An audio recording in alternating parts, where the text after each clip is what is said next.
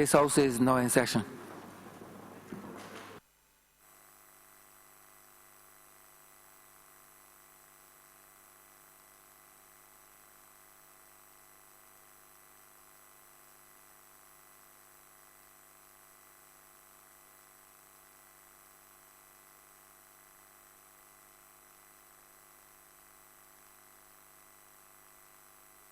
Minutes of the meeting held on Monday, 18 February 2019, and Tuesday, 2nd April 2019, and Tuesday, 9th April 2019 to be confirmed. Mr.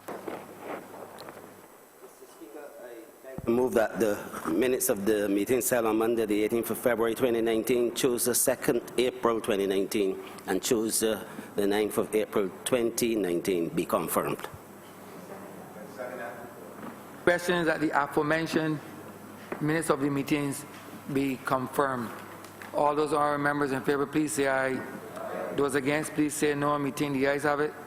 The aforementioned minutes of the meetings are so confirmed. Announcements by Your Honor the Speaker. Messages from Her Excellency the Governor General. Petitions. Papers. Any papers? Okay. Government notices. Private members' notices. Notices of questions. Reports from select committees. First readings of bills.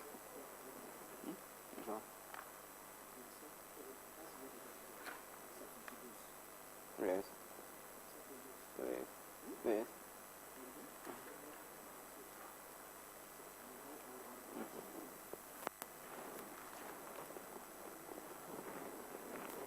First reading.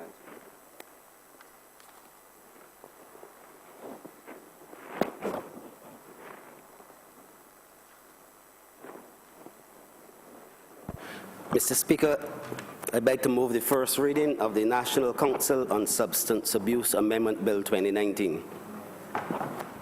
Second. Second that, sir. Questions that the aforementioned bill be ready the first time. All those honorable members in favor, please say aye. Those against, please say no. Meeting, the ayes have it.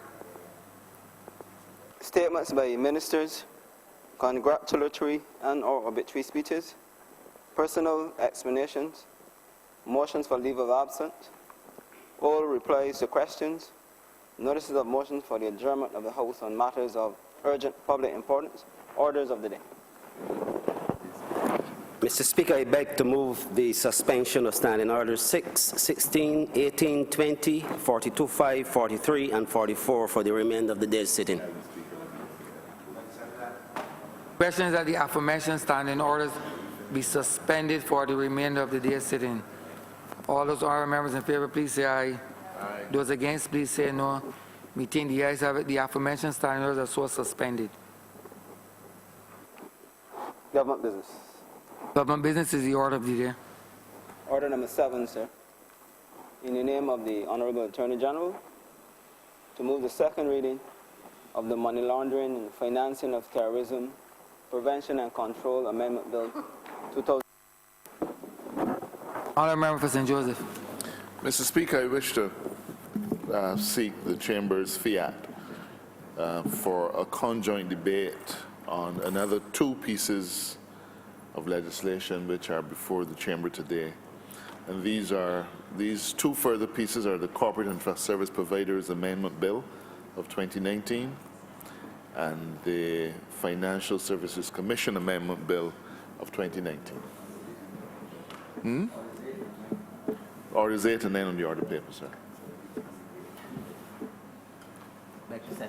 The question is that orders 7, 8, and 9 be done as a cognate debate because of the interrelatedness of them. All those honorable members in favor, please say aye. Those against, please say no. Meeting, the ayes have it. Mr. Speaker, when we were last in this place, we debated 2 other bills, the Charities Amendment Act and the Companies Amendment Act, both of 2019.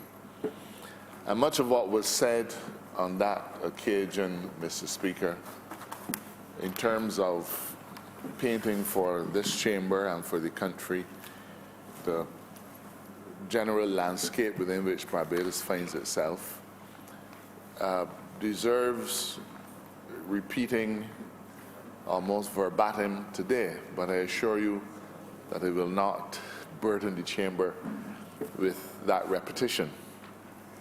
But the fact is, sir, that we are required to amend a whole suite of legislation, just as the minister responsible for international business had to do in December last year.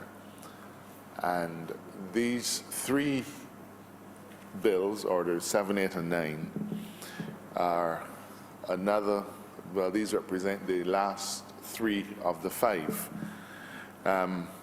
You will see, sir, that there's a golden thread running through all of these bills. And that golden thread is really the importance of maintaining a strong regulatory framework in all of the agencies and in all of the areas where money laundering is either supervised with a view of eliminating it, or where money laundering represents a potential risk to our country's business sector. And today, we are looking at the actual Money Laundering Act, we are looking at the Financial Services Commission Act, and we're also looking at the Corporate and Trust Service Providers Act. Sir, the Money Laundering Act specifically was noted to have had a few deficiencies, and therefore Parliament is being asked to strengthen how that act works by way of updating definitions, amending the list of scheduled offenses, and things of that sort. One of the interesting things, sir, is that we're required to include the word spontaneous in our money laundering legislation, which has to do with a trigger in particular circumstances. Now, part of our challenge has always been, sir, that when instances arise which may appear to be money laundering, our law is process-driven. And therefore, when you have an instance, a certain set of actions are triggered by government functionaries, which would then yield particular results and so on. And things like this are to be found in the Customs Act and in the Anti-Terrorism Act as well. But the requirement, sir, of money laundering requires being tautologous. Dealing with money laundering requires that we move away to the extent possible from a process-driven approach to an automatic trigger. So while it might appear that to amend the statute to go from one thing to include the word spontaneous might seem a little bit artificial, the fact is that in the area of money laundering, it is vitally important that responses are triggered with immediacy. Now, sir, many of the instances where we are changing our definitions, these situations arise because in the FATF, Financial Action Task Force, the technocrats have more or less agreed to definitions and agreed to approaches. And in that particular milieu, sir, we do have a seat at the table. And therefore, we participate robustly in those exchanges. And we therefore are caused in many instances to adopt definitions that, while they may not necessarily accord with what we feel is necessary, because they have been settled in that international media within which we're operating, we've adopted those definitions and approaches. In relation to the Financial Service Commission bill and the amendments that are set out there, sir, let me say that going back as far back as 2014, a review of our legislation demonstrated that in its regulatory role, there were a number of things that needed to be strengthened. Now, you heard me say 2014, sir, and you would know that in 2014, we were a year out of the 2013 election. But this review was done of the Financial Services Commission by the International Monetary Fund and by the World Bank. And in conducting that particular review, they felt that our legislation required particular amendments as a matter of urgency, sir. In 2014, an IMF World Bank team recommended that we amend our legislation as a matter of urgency. Now, sir, I think that's a good point on which to reflect. It is no wonder, sir, that we perform poorly in relation to where we stand when it comes to matters relating to international standards. Because in 2014, the government of Barbados was told, you need to amend this legislation urgently. And in 2019, sir, this administration is now left to do it. 2015 came and went, 2016 came and went, 2017 came and went, hallelujah, 2018 came. Now, sir, the IMF and the World Bank technical team, sir, recommended that we amend probably about 14 sections of our statute to strengthen it. Now, whatever you may feel, sir, about IMF and the World Bank and other international agencies, they are constituted by well-trained and very experienced technocrats gathered from all over the globe. In fact, Barbados has a number of people who work in these international agencies. So that whatever your personal view may be about the mores and the attitude of those institutions, when it comes to technical matters, sir, the individuals are very, very well trained and very highly regarded.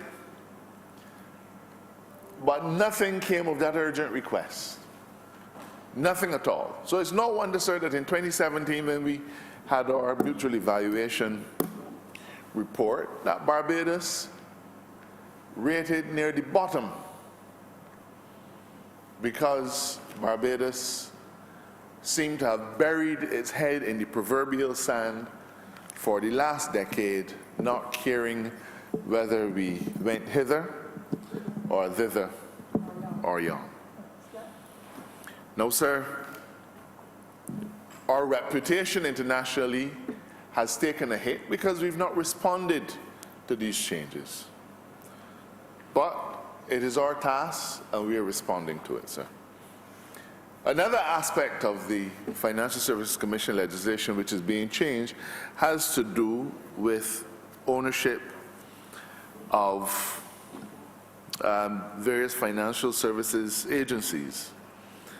And we are now amending this act to provide that individuals who wish to acquire or hold shares of a value of more than 10% of the share capital of the entity, that the permission of the Financial Services Commission needs to be sought. This accords with international best practice. We didn't put it in our legislation when it was done in 2010. It wasn't one of the things that was flagged, but let us look at it in this way, sir. You can have an insurance company in Barbados moving money all over the world, doing all kinds of transactions, and somebody can come and take up a major stake of it, and our Financial Services Commission has no opportunity to check the bona fides of the individual, has the opportunity to check to see if this individual is a money launderer, committed acts of fraud, embezzlement, whatever it is.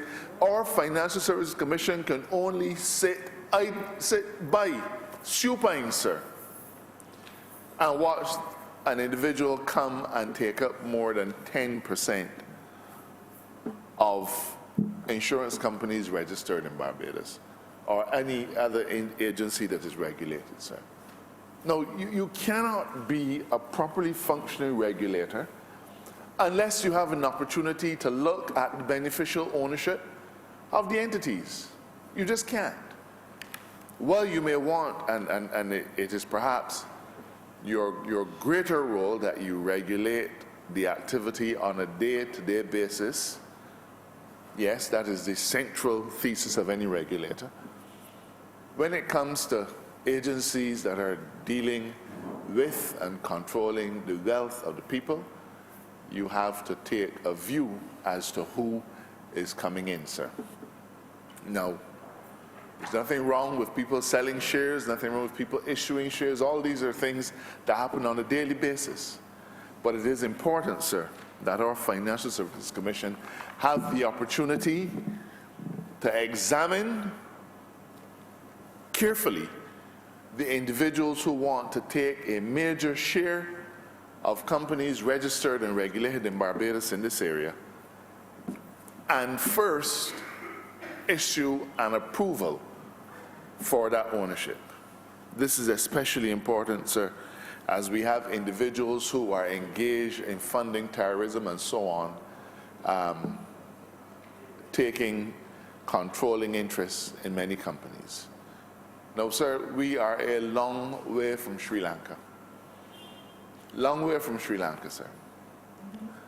But the events of Easter Sunday in Sri Lanka must give the world pause, because it is clear that terrorism continues to be a blight on the existence of modern-day humanity. As you watch, sir, the profiles of the individuals who were killed, you saw parents whose children were killed in the blasts. One man, a billionaire from Ireland, lost 3 of his 4 children in the blast. I heard it on CNN this morning, sir. People from all over the world were there. So far as I know, there were no Barbadians there, but it is only happenstance that determines where you are at any given point or place in time. And a Barbadian or Trinidadian or Jamaican could just as well have been in one of those countries, perhaps on a diplomatic mission, perhaps because of cricket, perhaps, sir, because of the Commonwealth. I think just a few years ago, a Commonwealth conference, I believe, was scheduled for Sri Lanka. Sir, terrorism is alive, and one hates to say alive and well, but I think if I use that term, you would understand what we mean. But I have to caution the Barbadian listener that the tentacles of terrorism, though they may not have seen expression in Barbados, we guard every single day against the possibility of it happening here. You only need to reflect, sir, that as far back as at the time of Cricket World Cup, there were individuals from neighboring Trinidad, and the leader of the opposition, I think, would have likely been part of that discussion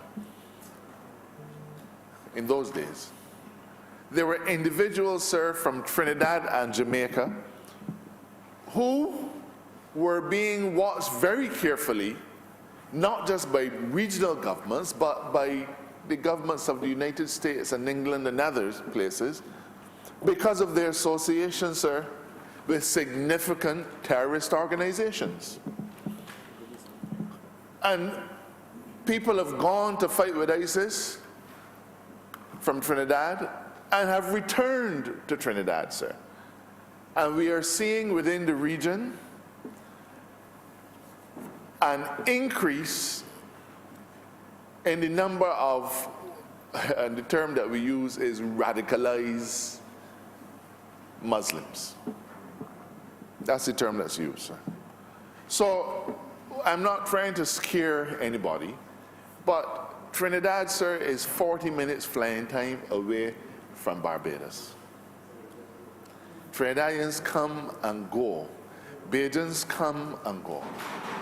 Terrorism is something that knows no borders. Nobody's passport has on it with a stamp mark underemployment terrorist. You don't see that, sir. The fellow who walked into that church with a backpack on his back looked no different. He was dressed no differently to many people who went into that church in Sri Lanka, sir. So lest Barbadians feel that all this talk about anti-terrorism is of no import in Barbados because we're a small domicile. I have to warn, sir, that we continue to be exposed to all of these things. In relation to the Corporate and Trust Service Providers Bill, that too seeks to bring an increased level of regulatory exercise over the agencies and entities that particular legislation governs. As I said, though, a lot of what I said on the last occasion when this chamber met and debated the sister pieces of legislation remain relevant today. But I felt, sir, that in a way, as tragic as the events in Sri Lanka are, it reminds Barbados and Barbadians and the members of this parliament that the subject matter of terrorism, the subject matter of money laundering, and how terrorist organizations are financed remains a matter that Barbados has to focus on, not only for other countries, sir, but for ourselves. Mr. Speaker, these three pieces of legislation will be reported on, just as the two that came last time, will be reported on to the Caribbean Financial Action Task Force when we meet in Trinidad next month, and will be discussed in the various plenary meetings of the FATF in June and in October of this year. It is important, I reiterate, for Barbados to show that it has made significant progress in these areas. What perhaps differentiates this mechanism, the FATF and FATF mechanism, sir, is the fact that our country is rated not by people from Paris, but that our country is rated as a result of a peer review process which is undertaken by technocrats coming from countries within the Caribbean and Latin American region. So Barbadians will go and have gone and have done assessments or have been part of peer review assessment teams on Cayman Islands and on Jamaica and on the Bahamas. And people from within the region, or brightest and best minds, will come to Barbados and conduct our own peer review. So we must first satisfy ourselves. We must satisfy the people of the region that we have made significant strides, and then as a result of that peer review process, Barbados's rating will I firmly believe we will be rated significantly better than we have been in the last exercise, and then we will go on to the plenary where the overarching body will conduct a further review, and we will then have to possibly defend any other areas in which we are considered to be weak. But I think it's important to highlight the peer review process, because it's a peer review by our technical people from within the region, sir. So when people from Trinidad look at the Companies Act of Barbados, the Companies Act of Barbados and the Companies Act of Trinidad are virtually the same. And the other piece of legislation, we all have that common background, not just in the common law, but having pieces of legislation that have either been drafted as model laws through CARICOM or through other regional agencies. So there's benefits, sir, to participating in a Caribbean Financial Action Task Force arrangement, because we are dealing with like-minded individuals having like-minded sizes, if there's such a thing. But I think you understand what I'm trying to convey. We are dealing with other states and being assessed by other states who not only have the same or similar legislative and political and other frameworks, but we also have similar economic characteristics. Mr. Speaker, I therefore commend these three other pieces of legislation. I think that they will help Barbados to rate considerably better than we are currently rated.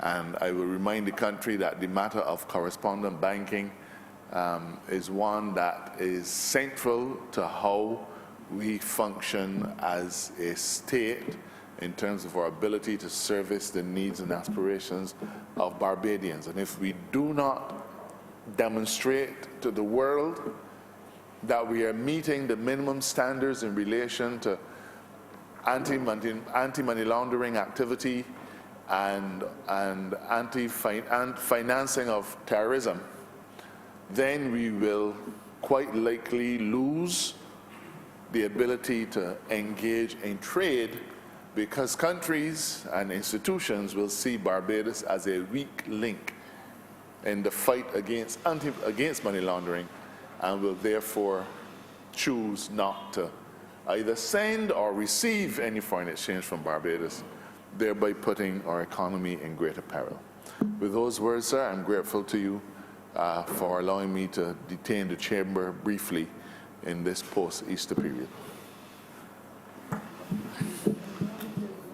Beg to move that this bill be read a second time.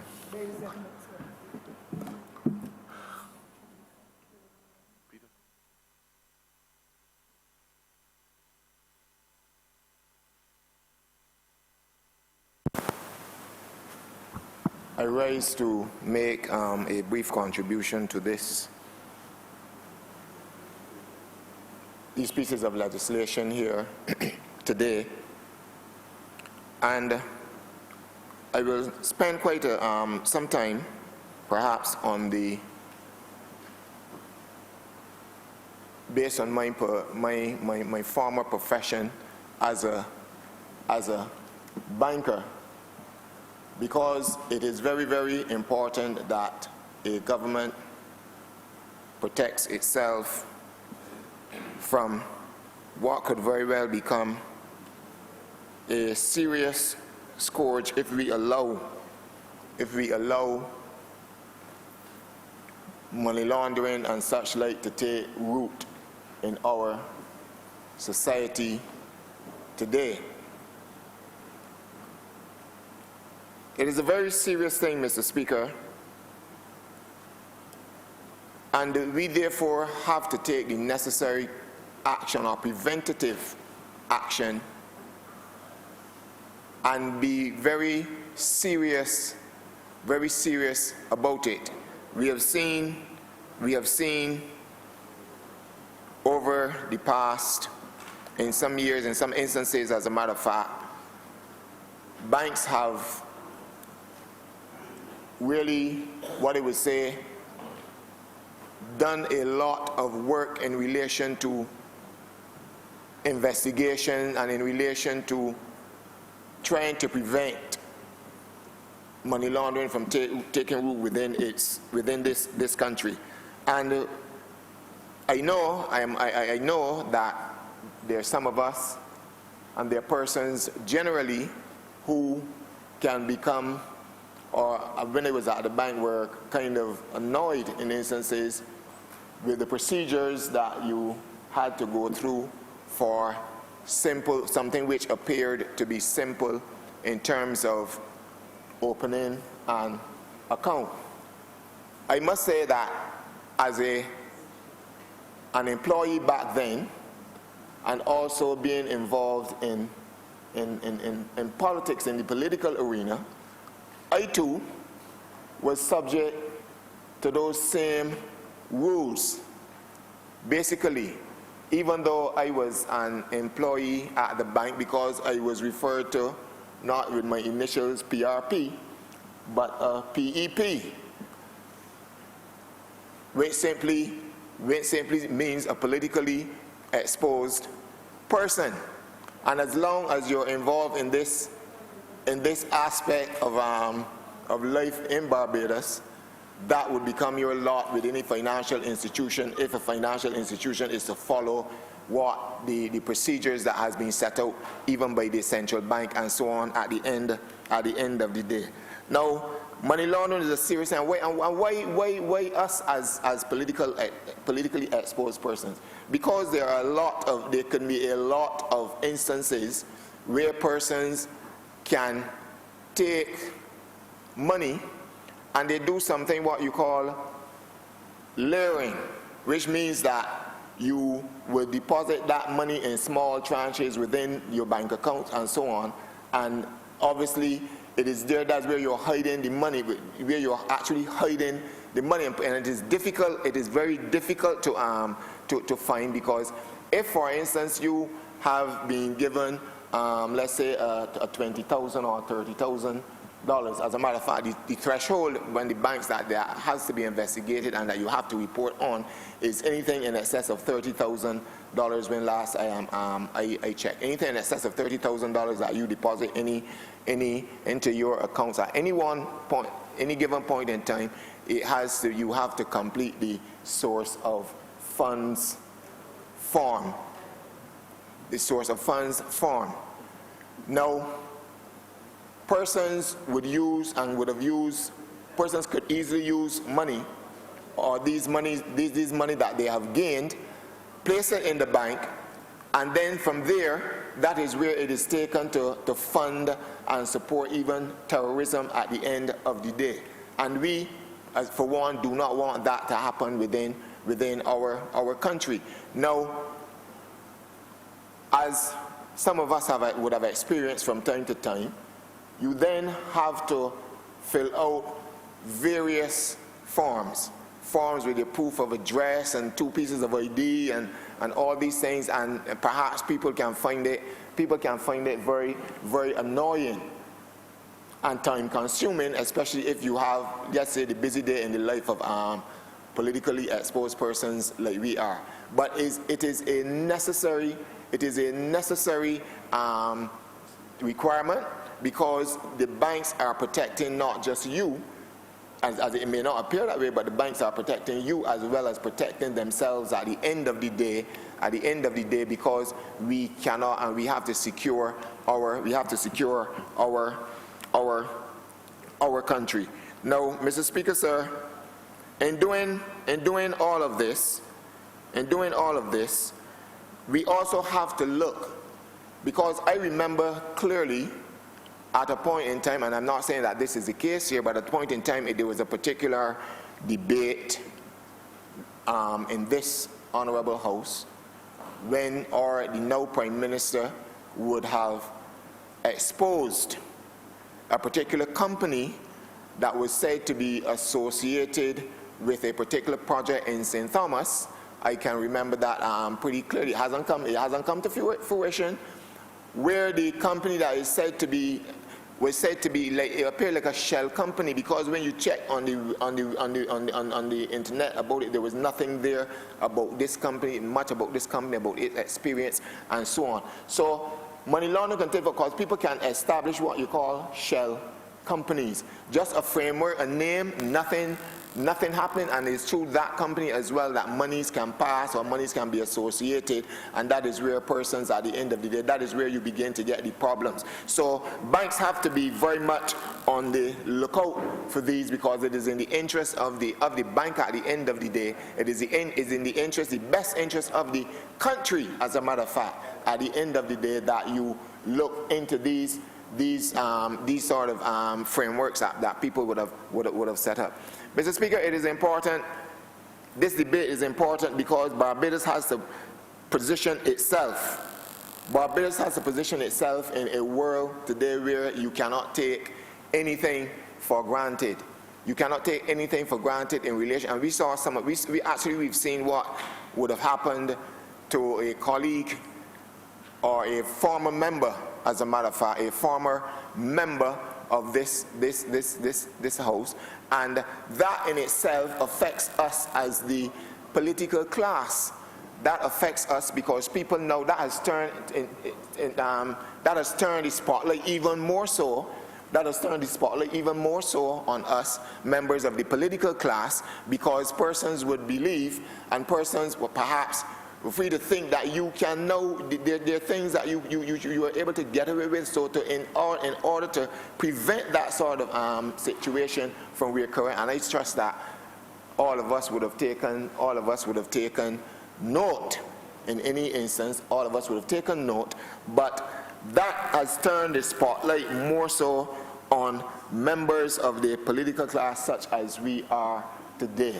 And therefore, Mr. Speaker, these pieces of legislation that has come, because from the money laundering you can fund terrorist activities, as I indicated, and that is quite clear. You can fund terrorist activities. So the banks, even though sometimes they are very heavily criticized, they have been heavily criticized by John Public and even some of us, they are taking the necessary, and I want to commend them for taking the necessary action to prevent money laundering in this country. Because if we allow money laundering, then we could find ourselves dealing with another serious matter of terrorism at the end of the day. And so, Mr. Speaker, I want to support the amendments and these bills that have come to us today, and I want to say to congratulate the Attorney General for bringing this legislation and bringing these amendments to this Honourable House, so that Barbados can stand and Barbados can be in keeping with with the requirements with those requirements made of us by the general world body, or wherever they may have originated from. And with that, Mr. Speaker, I support this bill. I'm obliged to you.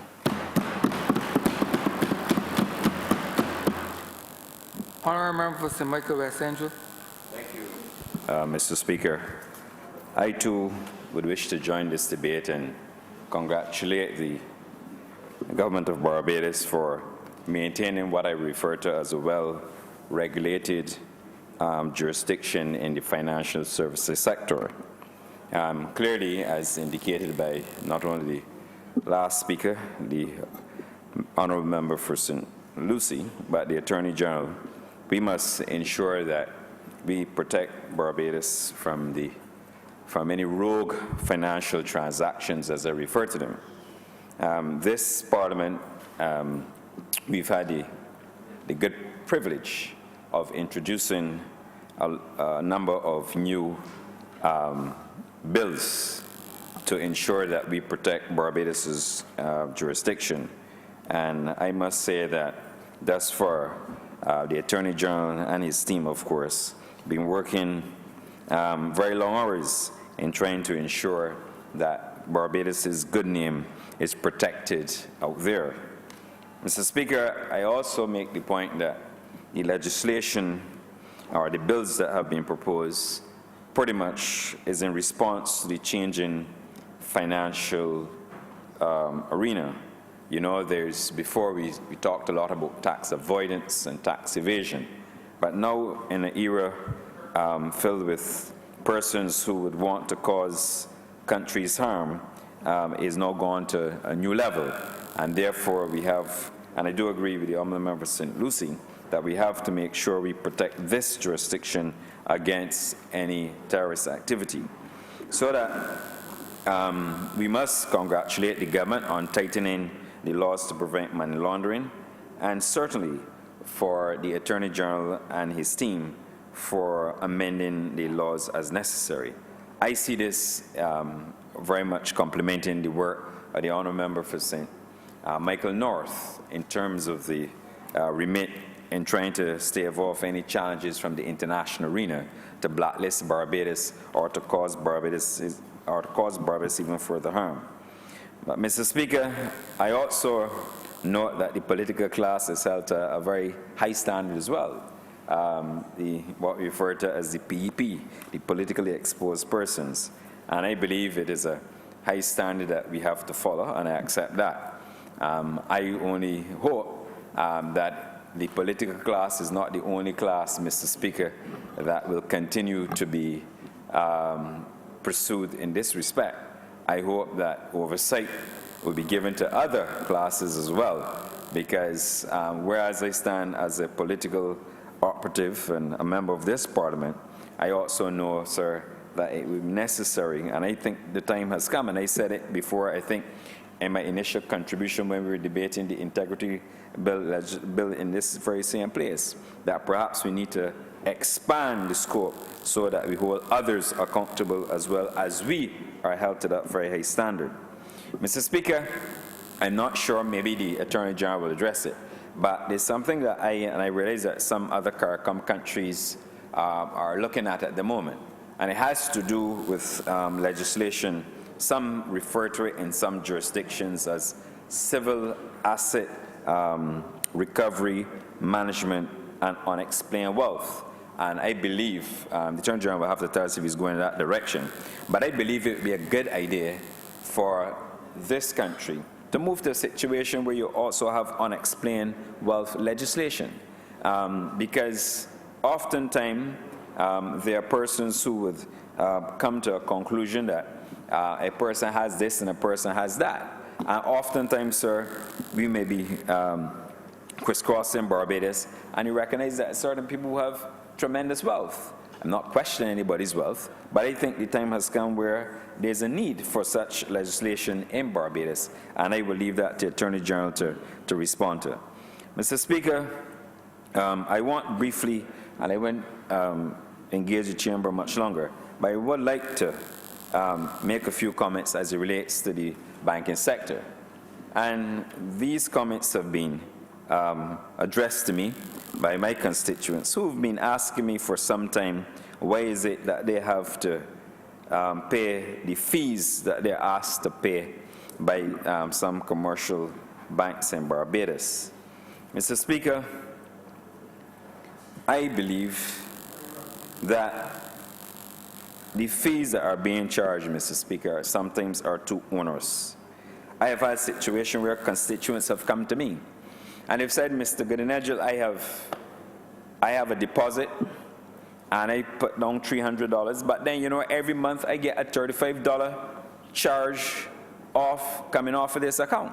And Mr. Speaker, I really don't understand it sometimes. And they are complaining to me. I can't speak for other members in this chamber, but certainly as I walk and I do my house-to-house visits, the residents are complaining to me, and complaining bitterly so, Mr. Speaker. I don't know if they complain to you, sir. But they complain to me. And they are questioning, why is it that they have to pay $35 some months? Why is it that they have to pay $1.50 at a minimum, and sometimes, sir, if you don't take an electronic statement, if it's mailed to you, sir. And then sometimes, sir, that you also have to, if you miss and you forget the date, to insert the date on a check, it is returned and you have to pay $35 too. And if you forget to sign the check, sir, it's returned and you have to pay $35.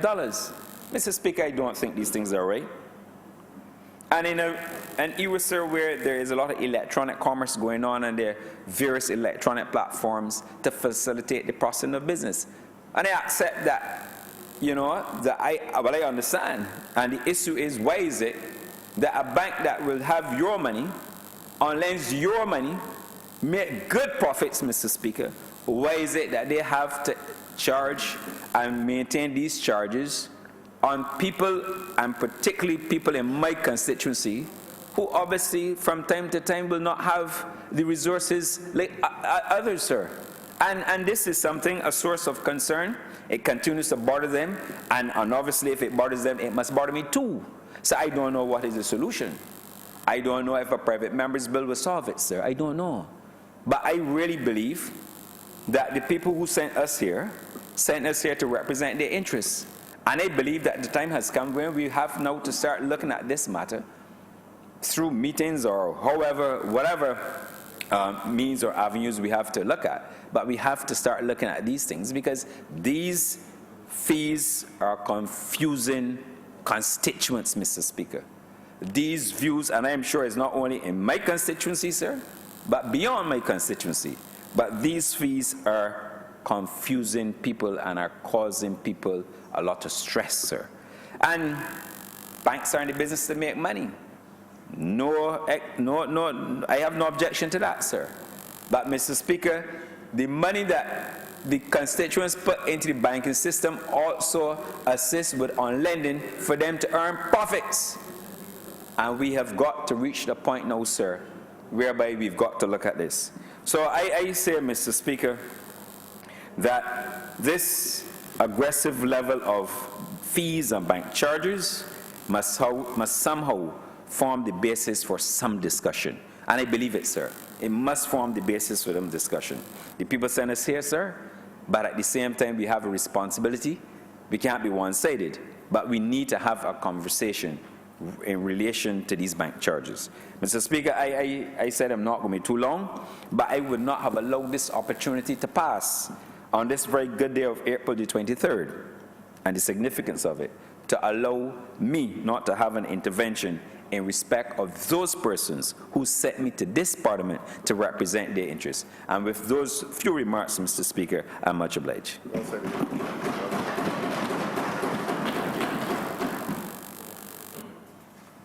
Honourable Member St. James South. Thank you very much, Mr. Speaker.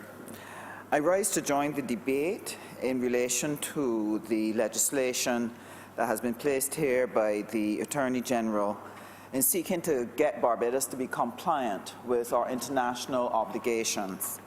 And today I want to address the issue of compliance because it has such an impact on our lives as regular Barbadians. And sometimes we recognize it, and there are other times when we don't. I want to congratulate the Attorney General because there is so much that they have brought here to help us in relation to our anti-money laundering requirements, all the other requirements in terms of tax compliance, the Ministry of Industry and International Business, the Honourable Member for St. Michael North. He has worked assiduously to be able to help us bring some kind of protection to our international business sector. I just want to speak a little bit on the issue of what the cost of that compliance means to us as Barbadians. These pieces of legislation and the requirements that they generate produces tremendous pressures on small island states like ours.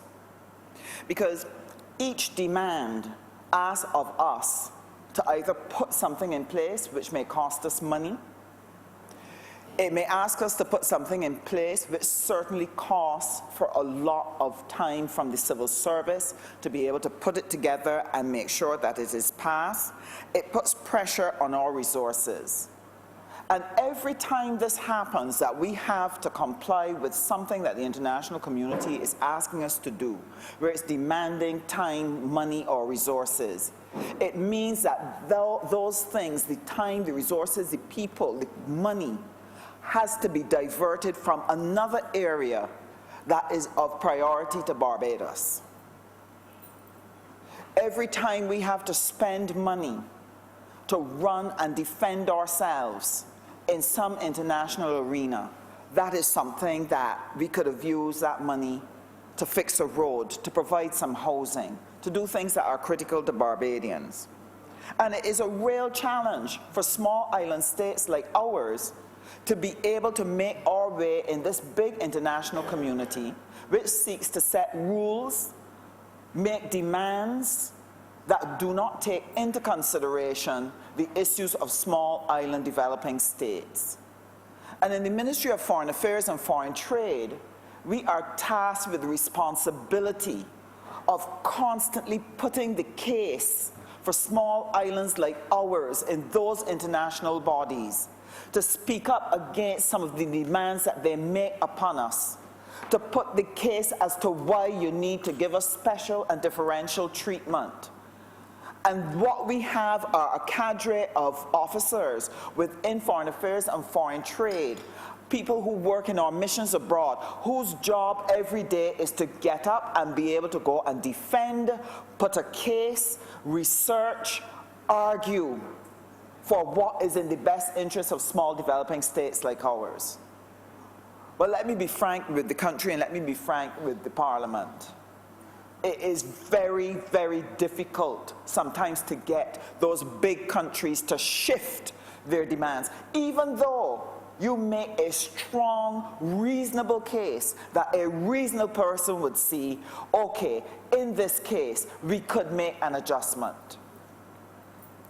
But every day we are involved in many different arenas, seeking to put protections in place for ourselves and our people, while at the same time trying to honor the obligations which have been put on us.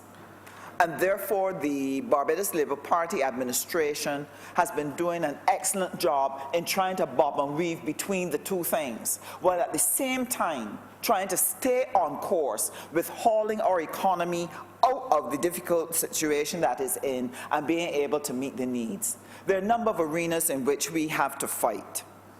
At the WTO, the World Trade Organization, we have ambassadors and civil servants up there whose job every day is to go in and make representation for the very best trade conditions so that our enterprises and businesses here in Barbados have the best possible platform on which to engage in trade across the region and across the world.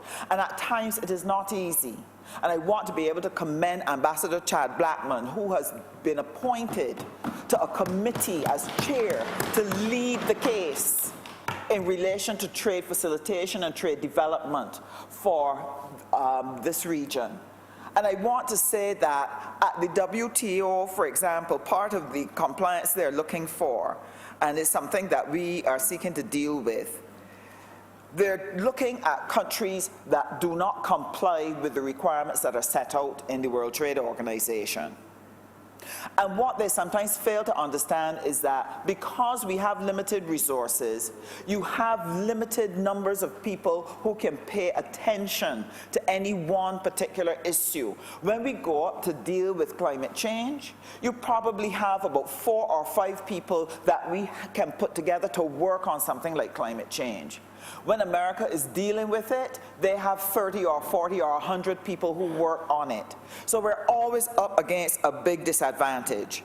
And one of the things now that we're going to have to battle in the international arena is that they are seeking to discuss whether or not they should put consequences on countries that take too long to comply, or countries who do not report within the time that they're supposed to report. Now, already we are at a disadvantage in having limited resources, limited numbers of people, when we're trying to put in place things that cost the country a lot in order to put them in position. But on top of that, because you take long, they are now discussing the fact that they want to be able to put consequences on countries, and this is something that we have to fight at the WTO. In the UN, we have Elizabeth Thompson, Ambassador Thompson, who's doing a fine job in terms of making representation on a number of different UN bodies on behalf of Barbados, speaking on the issues that directly affect us, putting the case for why Barbados may need a special dispensation. Speaking not just on behalf of Barbados, but they often get together in caucus with the other Caribbean neighbors to be able to put a case before the UN, to discuss what are our needs. We also belong to a whole set of other bodies, like the ACS, like CARICOM, like the African Caribbean Pacific Group. All of these arenas are which we are fighting to protect Barbados, just as we're fighting here with FATCA and fighting with the OECD in relation to compliance on tax issues and compliance with money laundering. And it is arduous. It is arduous. So I want to be able to take this opportunity to be able to congratulate the many officers, the many ambassadors, Minister Walcott, and those who every day get up and go out there seeking to put a case for Barbados. Now, when we're talking about the anti-money laundering and the tax compliance issues and so on, that whole suite of legislation that was being dealt with in this chamber and earlier in the year. Foreign Affairs and Foreign Trade joins with international business. We join with Commerce and the AG's chamber in seeking to work towards making that necessary representation for Barbados. And when it came, Mr. Speaker, to what we were dealing with 2 weeks ago and what we're dealing with here today, one of the issues that became apparent to me, certainly being in the ministry for the past 10, 11 months, it would also be obvious to the other ministers because they would have worked in this area long before me and therefore would know. One of the things I recognize is that not only do ministries have to work together to be able to build defense, but we have to be able to work with our CARICOM neighbors and people from other countries who are facing a similar challenge, that we cannot fight this alone, that we need cooperation from a broad range of other countries who are engaged in the same fight and have the same interests which we have. Now, the Honourable Member for St. Michael North, last time when we were discussing these particular bits of legislation, addressed the chamber and talked about the issue of the tax compliance and how we were blacklisted. And the Attorney General shared what is the danger of blacklisting, because it puts Barbados in a position where people will not want to do business with us. That's one of the reasons why we cannot ignore it, and that's one of the reasons why we cannot say it does not matter if we are blacklisted. It matters, because if people do not engage us in trade, if people do not engage us in various aspects of our international life, it makes it very difficult for us to be able to help Barbados to put its house in order and to be able to engage the global space and make a living for our people. One of the things that stood out to me from the Honourable Member from St. Michael North when he was speaking, he was saying that we had sought to take the disparity between the tax of the domestic enterprises and our offshore enterprises and to be able to create a level playing field. One of the things that struck me about the response of the international community was this: they were not expecting it. They felt that we could not take the jump to be able to lower our tax and make the tax even across the board. They were not looking for it. But technically, we met the requirement that they had asked for. And so the OECD had to approve what we did because we had complied as they had asked us to. But a couple of weeks later, we get the lash from the EU that all of a sudden we are not compliant.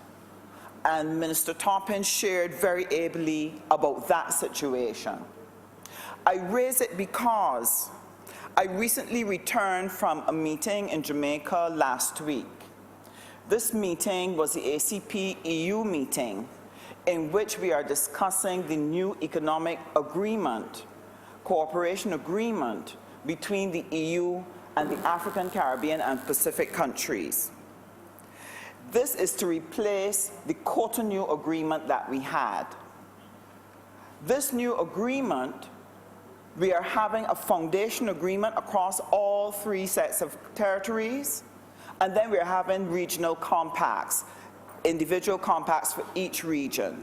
So we went to launch the compact for CARIFORUM.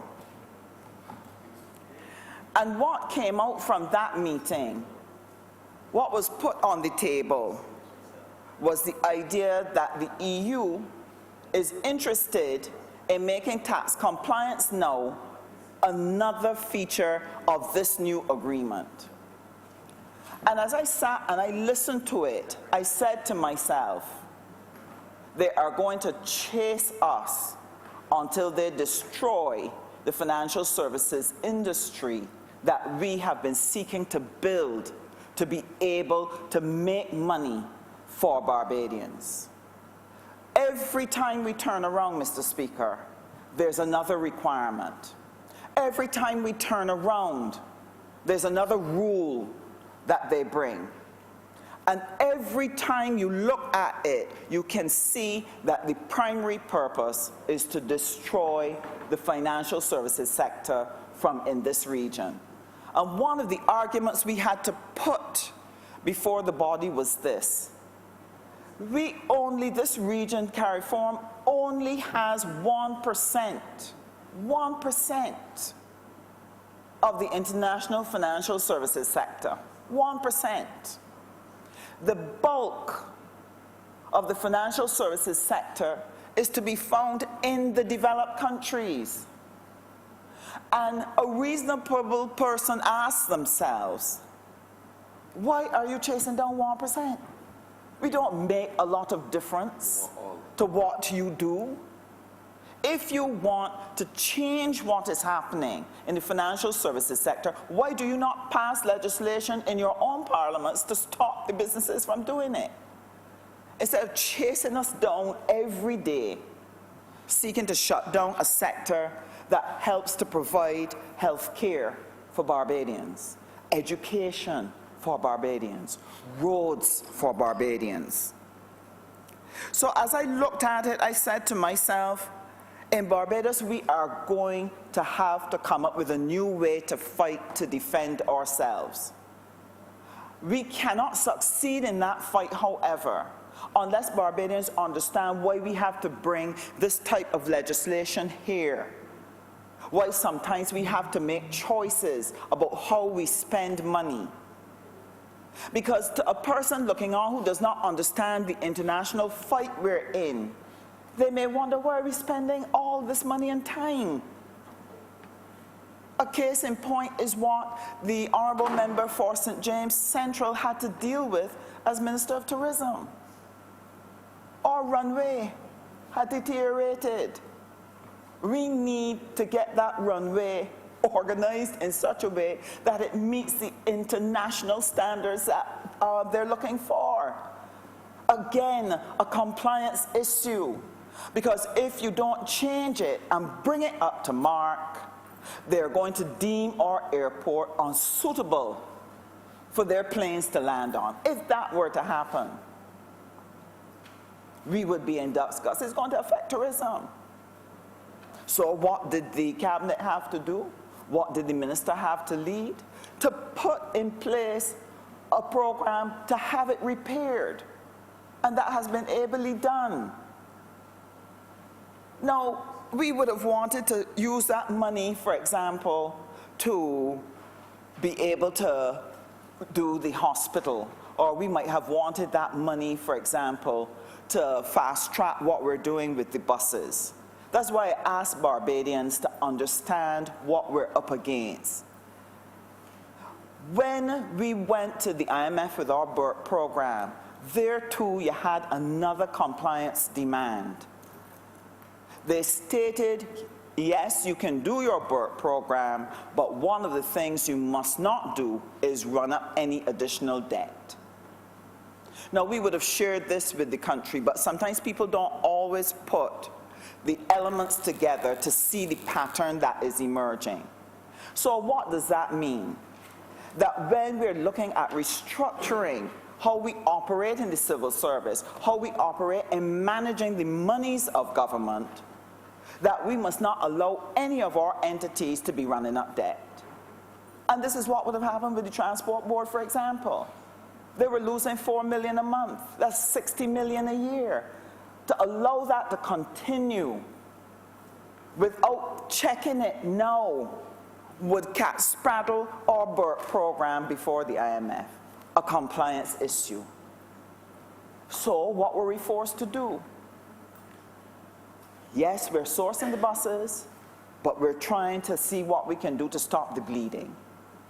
And that meant we had to look at the raising of bus fares to be able to help us to prevent that leakage of $4 million every month, $60 million a year. So, Mr. Speaker, the cost of compliance to our nation is high. And this is why it is important for every single Barbadian to understand when internationally we are trying to comply with anti-money laundering, when we're trying to comply with tax issues. They need to understand when we're trying to comply with the standards that they say we must engage in. So when we say to Barbadians, we need to stay the course, we will seek to explain as best as we can why something is necessary. And we ask every Barbadian to get involved as well, that there's a role that they can play. We play our part by bringing the legislation, putting the resources in place. But if we get financial services coming here, and we have people coming to live in our midst, we're asking Barbadians to be hospitable. If we're spending money trying to keep the airport right and get more visitors to come through, we're asking Barbadians to keep the environment clean so that when they engage the space, it is pleasant, it is clean, it is hygienic. They go away with a good impression about Barbados. When we say that we have to lower the taxes so that the domestic and the offshore financial are at the same level, so they're all Barbadian companies, it means we will have less money. We're asking Barbadians to stay the course by raising their productivity, to reduce absenteeism, to raise the quality of their customer service, to raise efficiency, so that we can increase earnings, that we can offset any potential loss that we may have from the lowering of the taxes. When we say to Barbadians, stay the course, we're talking to our domestic enterprises that if you're now paying less tax, we're asking you to carry a little more burden. We're asking you to help in the communities. We're asking you to increase employment. These are the things that we are asking of you so that we can stay the course.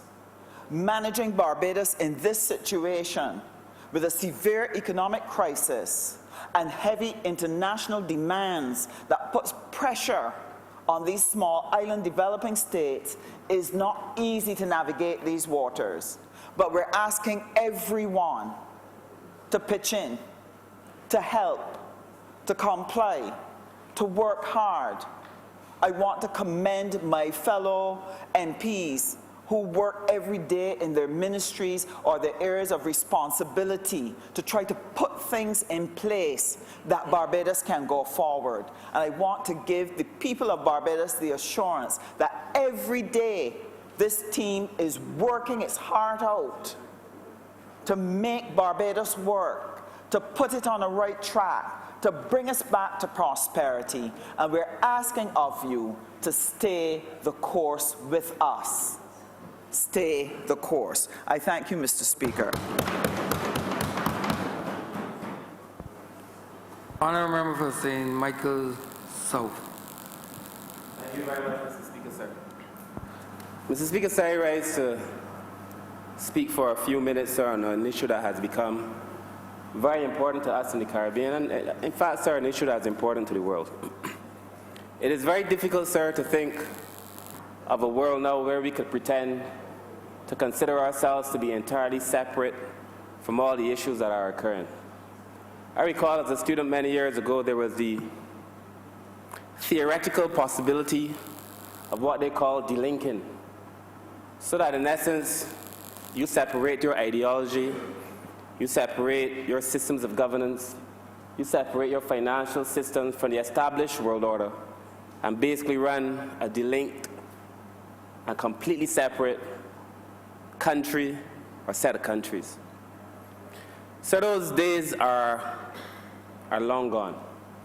And in fact, we are now so interconnected at every stage of the game that it even becomes more and more difficult to conceptualize that at any point in time, one could even conceive of a system where you could delink. Mr. Speaker, sir. And I believe that this manifestation is greatest felt, sir, when it comes to the issues of money laundering and the issues that now impact on all of our small island developing states. Mr. Speaker, sir, money laundering in a very general sense is about a criminal being able to disguise ownership and controls of proceeds that he would have gained through some criminal activity and to hide it through some formal, legitimate system, Mr. Speaker, sir. And the fact is, sir, this speaks to the smarts, in many ways, of the people who are engaged in criminal activity. If this were a simple matter, I'm sure the AG would not be tasked today with bringing this level of legislation. This, sir, is a very complex issue. And no man that is setting out to trick the system, sir, is going to make it easy for himself to be caught. That is why, sir, this issue remains as complex and as difficult to resolve as it has been for a number of years, sir. And that is why we are now having this conversation in the region, and specifically in Barbados, Mr. Speaker, sir, so that we bring ourselves, yes, into the international conversation, but that we have sophisticated enough legislation to at least be able to say that we are taking and treating to this matter, sir, in a very serious way. Sir, we know, whether deliberately or not, so when you assist in these things, you are doing wrong. That is why the financial system, sir, is putting in place its own set of policies to try to prevent it from happening. Because whether they do so deliberately or not, sir, if you allow a man to wash his money through your bank, you're doing wrong. If we as a government, sir, were to sit idly by and allow people to launder money through Barbados, we would know, sir, too, that we are doing wrong. And that is why we are attempting, sir, to be serious in the pursuit of not only the legislation, sir, but in the moral position that we take as a government, sir, that is committed to ridding out corruption, money laundering, and all those evils, sir, that are associated with it. And that has to be part, sir, of a sophisticated, principle-driven governance framework. And I often refer, sir, to the manifesto that we put out, of course, Mr. Speaker, sir, but also the covenant of hope that spoke to the values that we would have as a political party. Sir, we spoke very clearly about a society that would prosper, but we also spoke, sir, to an economy that should prosper. We spoke, sir, to a process in doing things. None of the things, sir, that we brought before this House were accidental. In fact, sir, this has been a strategic, well-composed approach to dealing with an issue, sir, that is sometimes in many ways bigger than the Caribbean. In fact, sir, it is bigger, and as I speak, you will understand, sir, it is much bigger than the world has been able to grasp, sir. But they say that traditionally money laundering has 3 stages.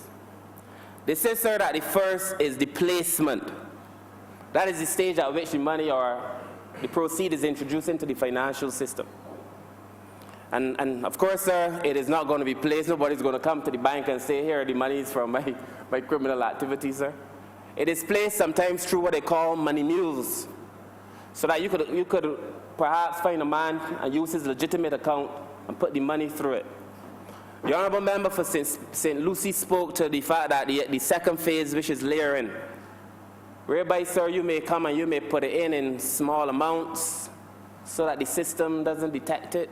Mr. Speaker, sir, the ownership and the source of the funds then become disguised.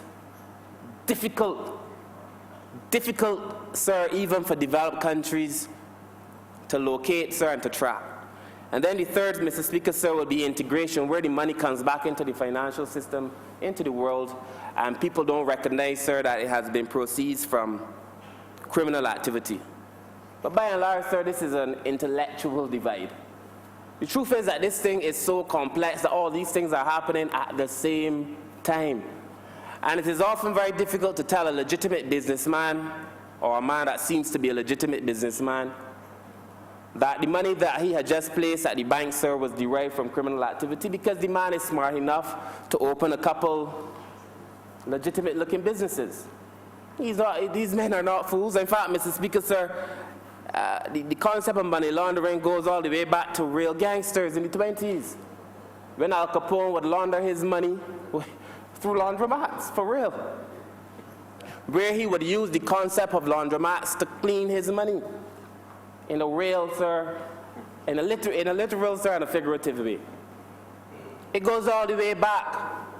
And sir, it is not an easy thing to try to track a man who is trying to clean dirty money. And Mr. Speaker, sir, I feel like you have to make the point that while we often think that the gangsters are the fellas that in my constituency in Britainsill or in Bayland or in your constituency, Mr. Speaker, sir, a lot of these gangsters are white-collar gangsters living in the heights and in the terraces and in places that you and I cannot drive through, Mr. Speaker, sir.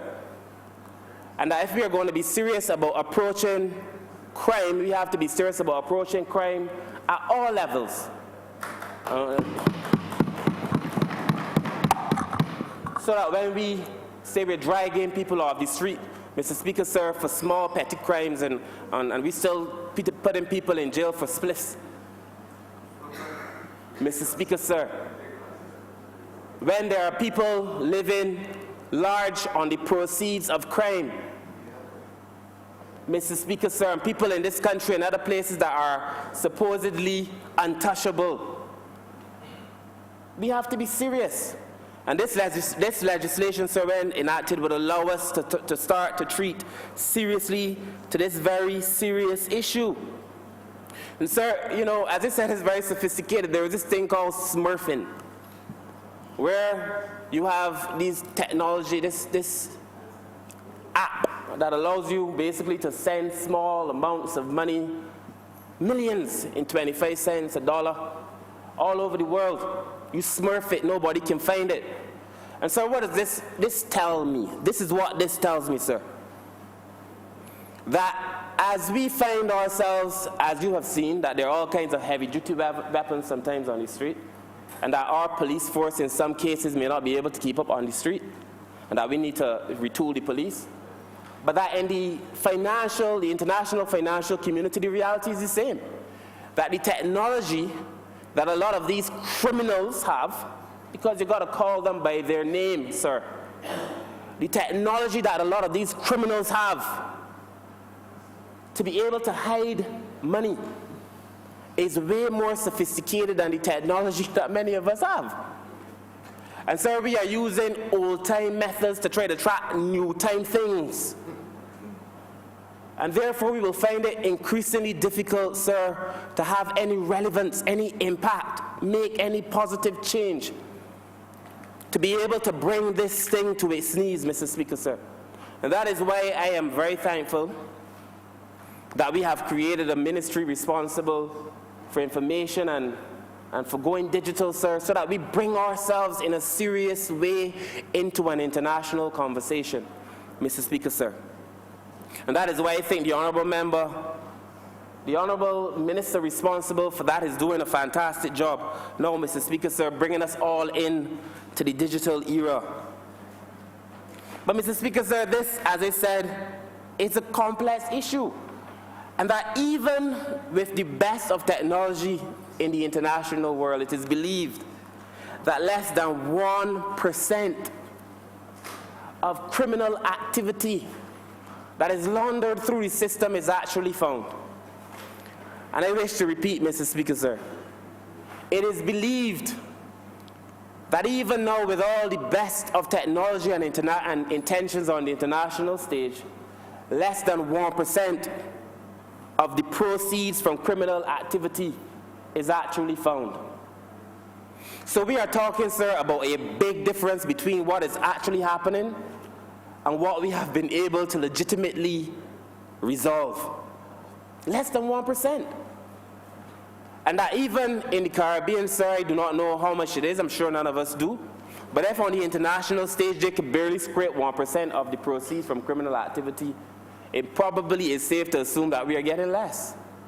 And that is why we have, sir, to bring serious legislation to this Parliament to be able to address some of these very serious issues.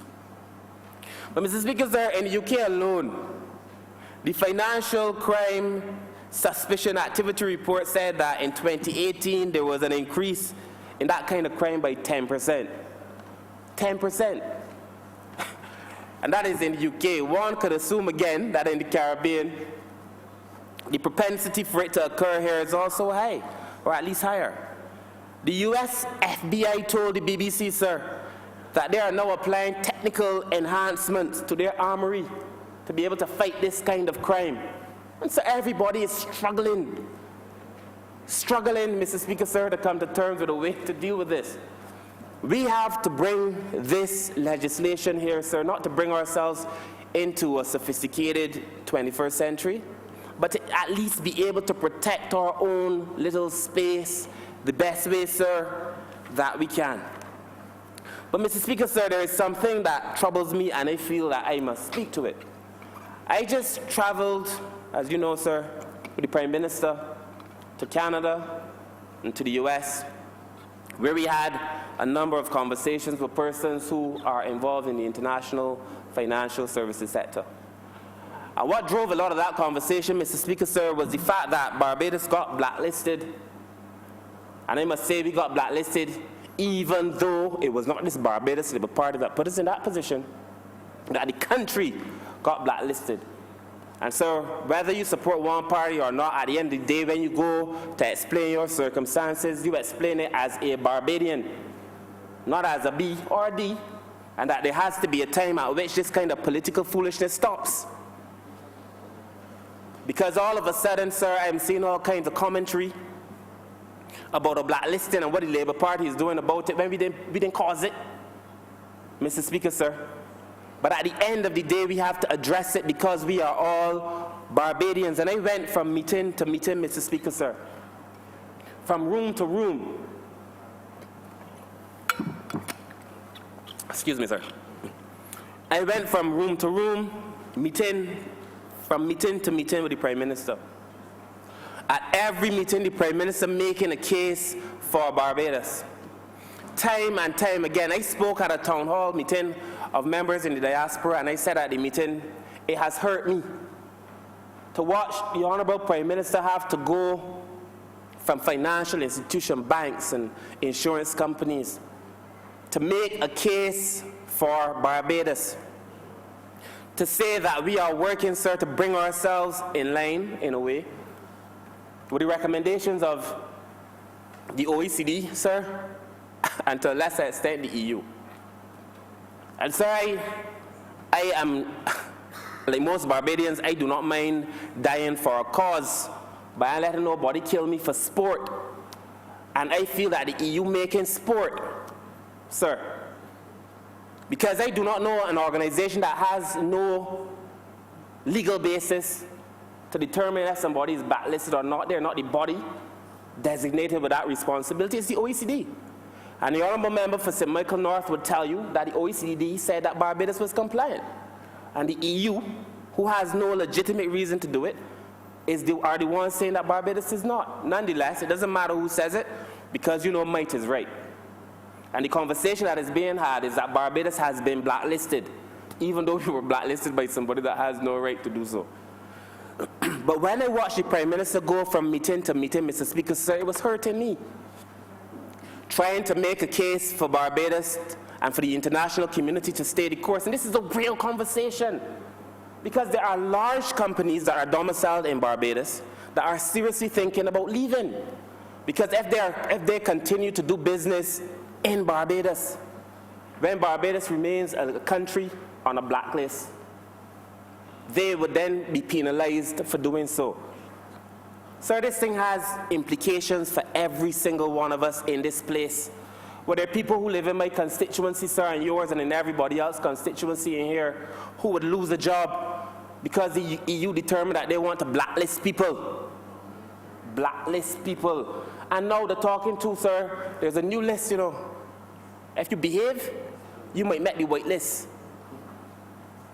And I feel, sir, that these things are fundamentally wrong.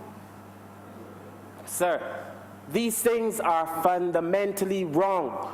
And sir, we could do all that we are supposed to do. We said in here, sir, when we spoke, all of us, that we continue to change and to make adjustments and to do new things, sir, and the goalposts keep moving without a single signpost. So they would tell you today it is do this and you can get through. You do it, then to change it, you still don't get through.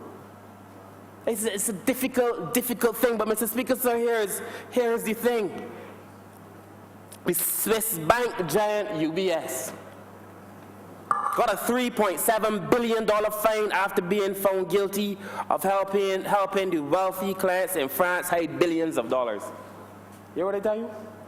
$3.7 billion fine. They're trying to challenge it now, but they got fined for allowing money laundering.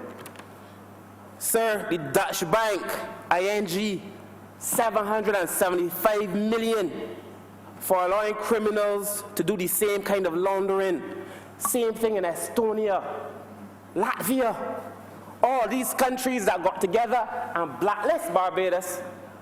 All these countries that want us to come up with all this money laundering legislation, anti-money laundering legislation, find themselves guilty, but having to pay no real price in the international community because we don't get to charge them. But sir, they get to charge us. All of them. And it should be, sir, offensive to all of our sensibilities, sir, because it is wrong. It is wrong. Mr. Speaker, sir, Estonia has 0 rate now of corporate tax, and they're telling Barbados that our taxes are too low. You understand, sir? It is, when you think about the hypocrisy of the system, the idea that might remains right, that you could only have a conversation, sir, if you are equal in power. That all of a sudden, sir, our voice doesn't matter because we don't get to sit at the EU table. Mr. Speaker, sir, none of this matters. Because there are countries that no matter what we do will continue, sir, to try to bully us. We have to do for ourselves what we think it is right, sir. And that is why I feel this legislation is important, because it is right to prevent money laundering, sir. But it has got to be a point in Barbados where we say to the international community, enough is enough. And if we were on the streets, Mr. Speaker, sir, the language will be completely different. Check yourself, Mr. Speaker, sir, because we have got to get to a point where we say, Mr. Speaker, sir, enough. Enough is enough. Now, sir, consider a scenario where those same cases that I just spoke to you about, and mind you, sir, the person pushing really hard against Barbados and this blacklisting was France. But where you find a situation where French billionaires were sending millions and billions of dollars through our Barbados system, you think that we would be able to recover?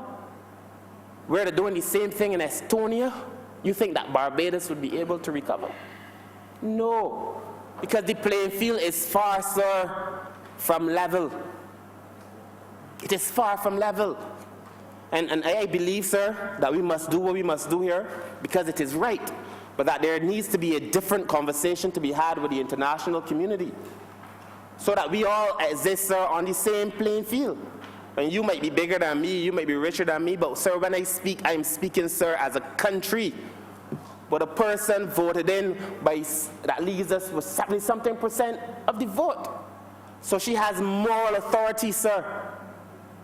She has the political authority, Mr. Speaker, sir. In a lot of these countries, merging their governments, this party and that party, to hold on to power. But yet they don't have the legitimate representation of their people, but they could dictate to Barbados, where the leadership of this country has 70-something% of the vote. These things, sir, are wrong. And I believe, sir, and I support the legislation entirely. I believe, sir, that what we are doing is right. and that we have to put in place the systems to make sure that Barbados not only stands up for what the international community wants, but that Barbados stands up for what is right. But sir, there are really some serious practical concerns in the ones that I have addressed. I am not convinced that even if we were to do all the things that we would do, sir, that at the end of the day, that we were going to pass this standard or this test that is set by people outside of ourselves. But it's because you are a lawyer. I know that in the terms of the laws of natural justice, there are two things, there are two concepts as far as I could recall. That you have to hear the other side. I think that's the alterum partum or something like that, you know? And that at the end of the day, sir, you're not having a conversation with us so that you determine back there in the EU that you're going to blacklist Barbados and not have a conversation, a real conversation. And I believe that in hearing, you really have to hear. But the other part of natural justice, if I could remember, sir, is that you cannot be a judge in your own cause. Nemo judex in causa sua, or something like that. But Mr. Speaker, sir, but they sit down and then they judge too. And that no matter how I try to appreciate this thing in my mind, sir, I struggle to do it. Because I cannot see a case where Barbados at any point in time is being taken seriously. Not only Barbados, you know, the Caribbean. We're countries. We're countries that I just call finding themselves involved in money laundering, their banking systems. But yet they are above and beyond being brought to be charged for their crimes. But that Barbados is being charged for a crime that it did not even commit. Mr. Speaker, sir, those things are wrong. And I say, Mr. Speaker, sir, as I close, it is not only offensive in the financial services sector, but this thing has implications for everybody. It has implications for the young people, and the Honourable Minister of Youth would understand. Of course, it has implications in tourism. It has implications, sir, for the environment, for culture. It has implications for our fishing sector. If we continuously allow people to dictate terms, and the other thing, Mr. Speaker, sir, that I feel at some point we really have to go and negotiate, sir, is when you go to these meetings, you find Barbados here, Jamaica there, St. Vincent there, St. Lucia there, everybody making their own individual little case that nobody hears.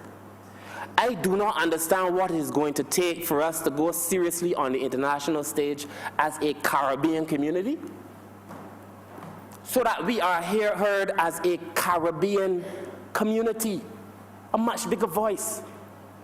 I do not understand, sir, why we vote this way and the other country votes that way.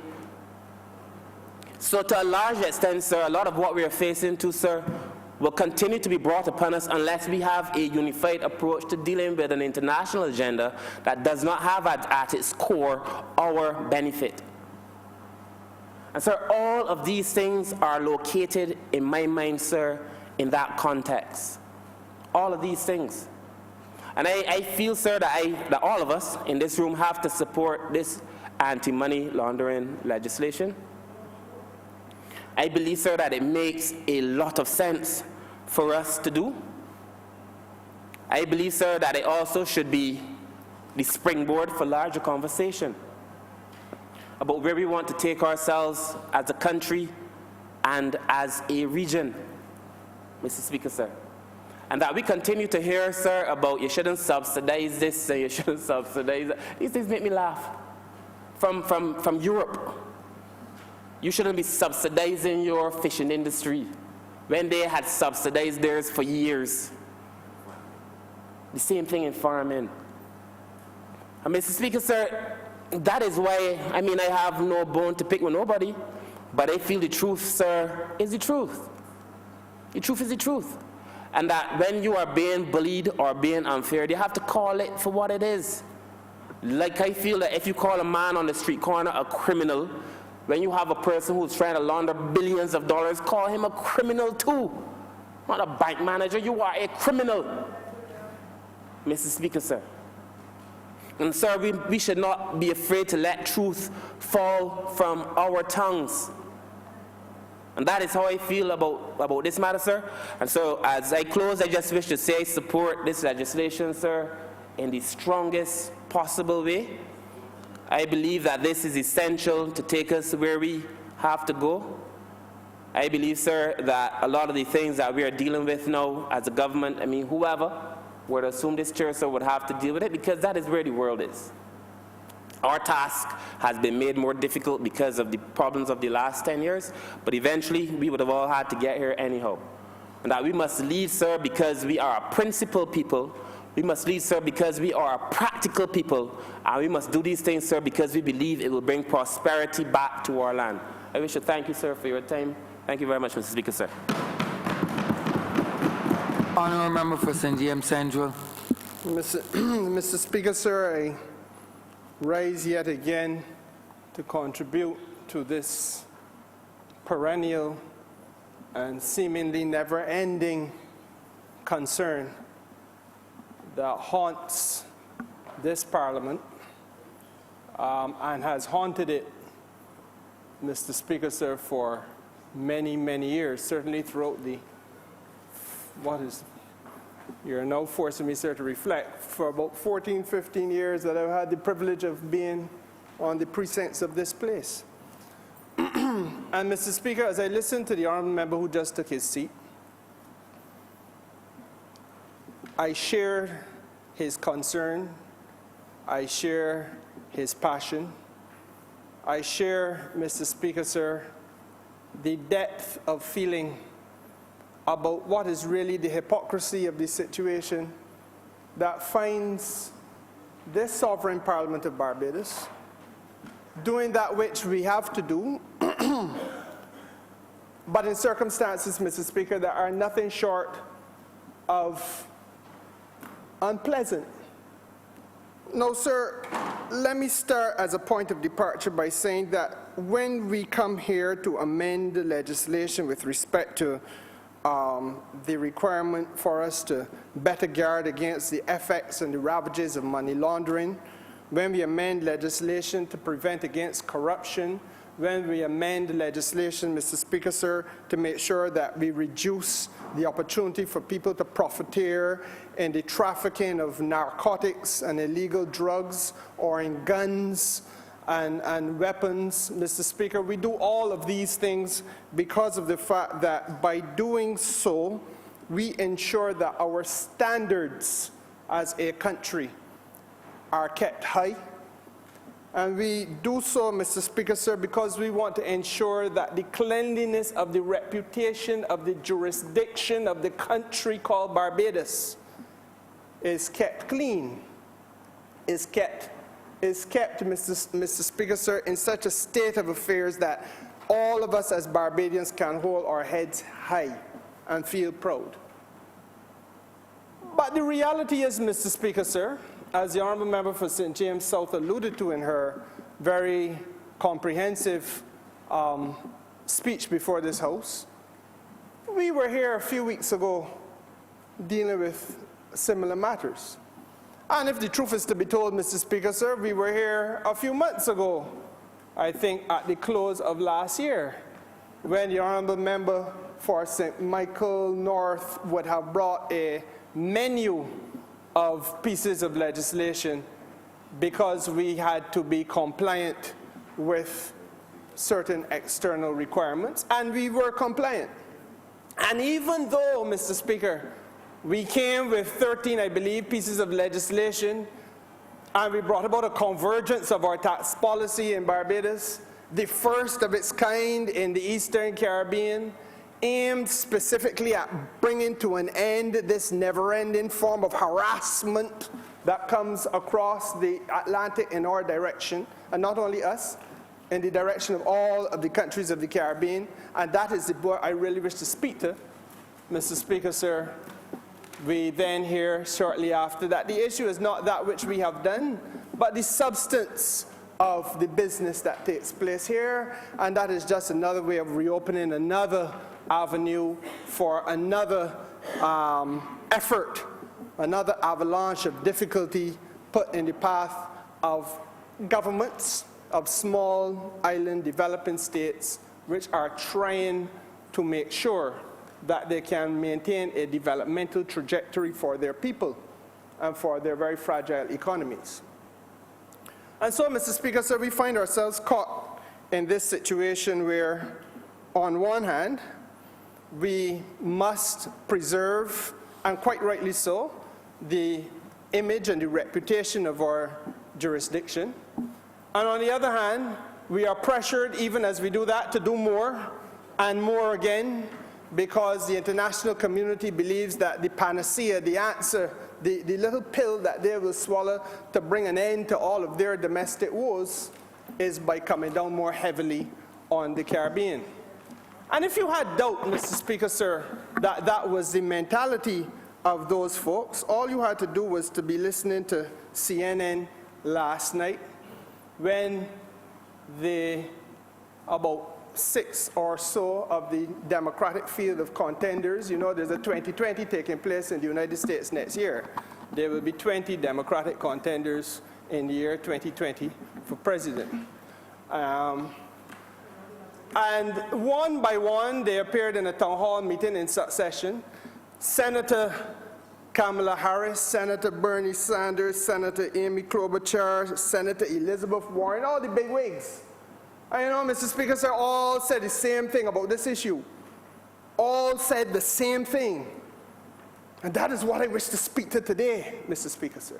Because while the Attorney General has come and done that which the Attorney General of Barbados must do, this Parliament is a sovereign Parliament that must use opportunities of this nature, in my view, to reflect on the broad circumstances which cause us to be here and spending the public's time on matters of this nature with such ever-increasing frequency.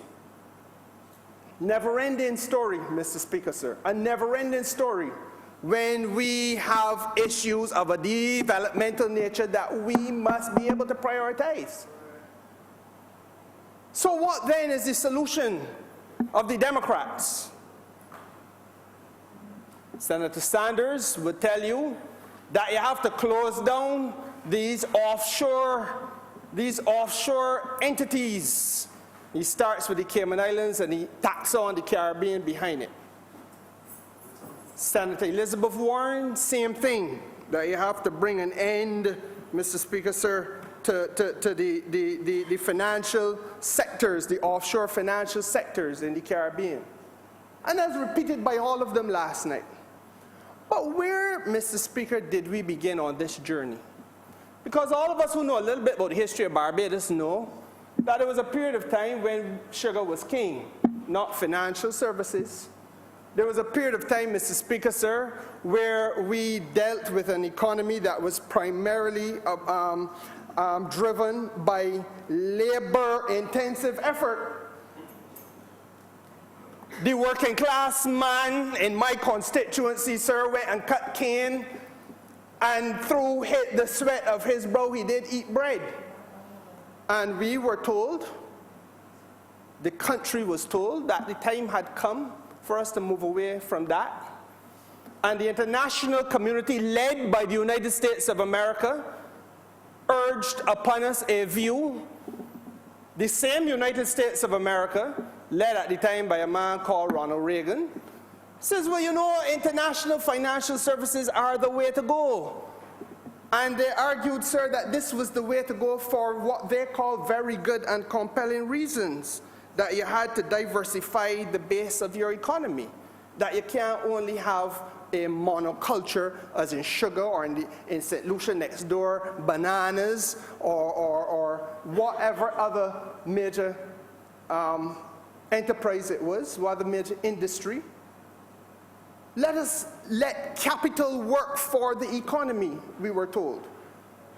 And we were also told, Mr. Speaker, sir, that because we were liberal, bourgeois, post-colonial democracies, that private enterprise must be the order of the day. Private enterprise, nobody in Barbados had a challenge with it. Everybody who had a little holding, however small it is, you know what it is, your little small thing is your private enterprise. We're familiar with the concept. But they felt in North America and in Canada and in England that there was some benefit to coming to the Caribbean because private investment could be located in the Caribbean, even if only for the purposes of running the books, while the physical effort on the physical production was done elsewhere. And so, Mr. Speaker, sir, we became places where these people wanted to have asset protection. Why do they want to protect their assets, you ask? Because it is felt that there was less risk legally, less risk politically, less risk economically to them if the assets were supposed to be located somewhere in the Caribbean, even if only in a formal structure. While the bulk of that which is the enterprise, the work, the sweat of the brow, the production line is located elsewhere. And then, Mr. Speaker, sir, they tell us that they want to also be able to do estate planning, where you're going to administer the most in the most favorable setting, the most favorable legal setting, the administration of the business. And so for those reasons, sir, the democracies of the Caribbean, which with the exception of one or two instances, Grenada being one, and Trinidad and Tobago being another, for the most part, perfectly peaceful, perfectly law-abiding jurisdictions. Nobody ain't doing nothing with nobody money. Yes, there were one or two states where there was an experiment with democratic socialism. But the fact of the matter is, Mr. Speaker, sir, they all felt that this was the model we should follow. What happened? And that's the question that we must now ask ourselves, and I commend the minister in the Ministry of Foreign Affairs, because this is not but the first step to ask the question, what has changed? Because it was the perfect solution. It was the model foisted upon us. No Prime Minister of Barbados said this is what we want to do. This is what was suggested as being the way forward back when Reagan was holding sway about this place, Mr. Speaker, sir. And then we have now come to witness the change in thought pattern in the metropole. Then the North Atlantic now does not believe anymore the way they felt back in the 70s and the 80s. They do not see us the way they felt back then. So that now you hear, to become President of the United States of America, you must make a pledge that you will shut down the livelihood of small island developing states who are centers of financial activity that you created as being centers of financial activity, that you urged to go down the road of being centers of financial activity, but that don't suit you no more. So to become President of the United States today, the first point of departure in the campaign is to lambaste the Caribbean. Now, so we have to call out hypocrisy when and where we see it. We have to. We ain't at school for no good reason. If you don't call a spade a spade.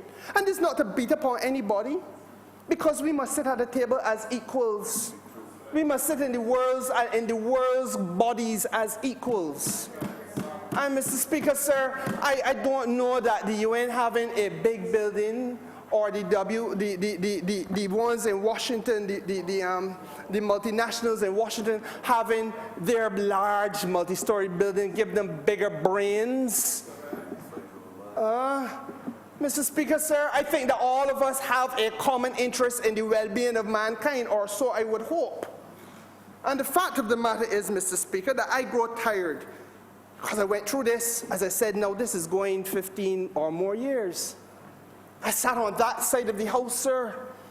Sat on this side. I've listened to the speeches older members who have gone on, young ones, a young member who just spoke, and it begins to sound as though we are in the land, sir, in the book of Lamentations, in the King James Version. I think it is 3, chapter 3 of the King James Version, sir. It is said, I am the man that hath seen affliction. That we're beginning to sound that way, as though we are the people, and all we can say is that we have seen affliction. That they've set us in dark places as though we may be dead. And the fact of the matter is, Mr. Speaker, sir, there are some tangible things that I believe we must do. And I urge on the Ministry of Foreign Affairs here in Barbados, no, we're on the body. Take the lead. Take the lead. When last I spoke in this House 3 weeks ago, Mr. Speaker, sir, on this subject, I made the point that Belize had come to a point, sir, where they were confronted with a situation as a result of banks deciding that the risk was too high to do business in Belize. Because all this is linked back. You tell you, well, you got to have your legislation got to be in a certain way.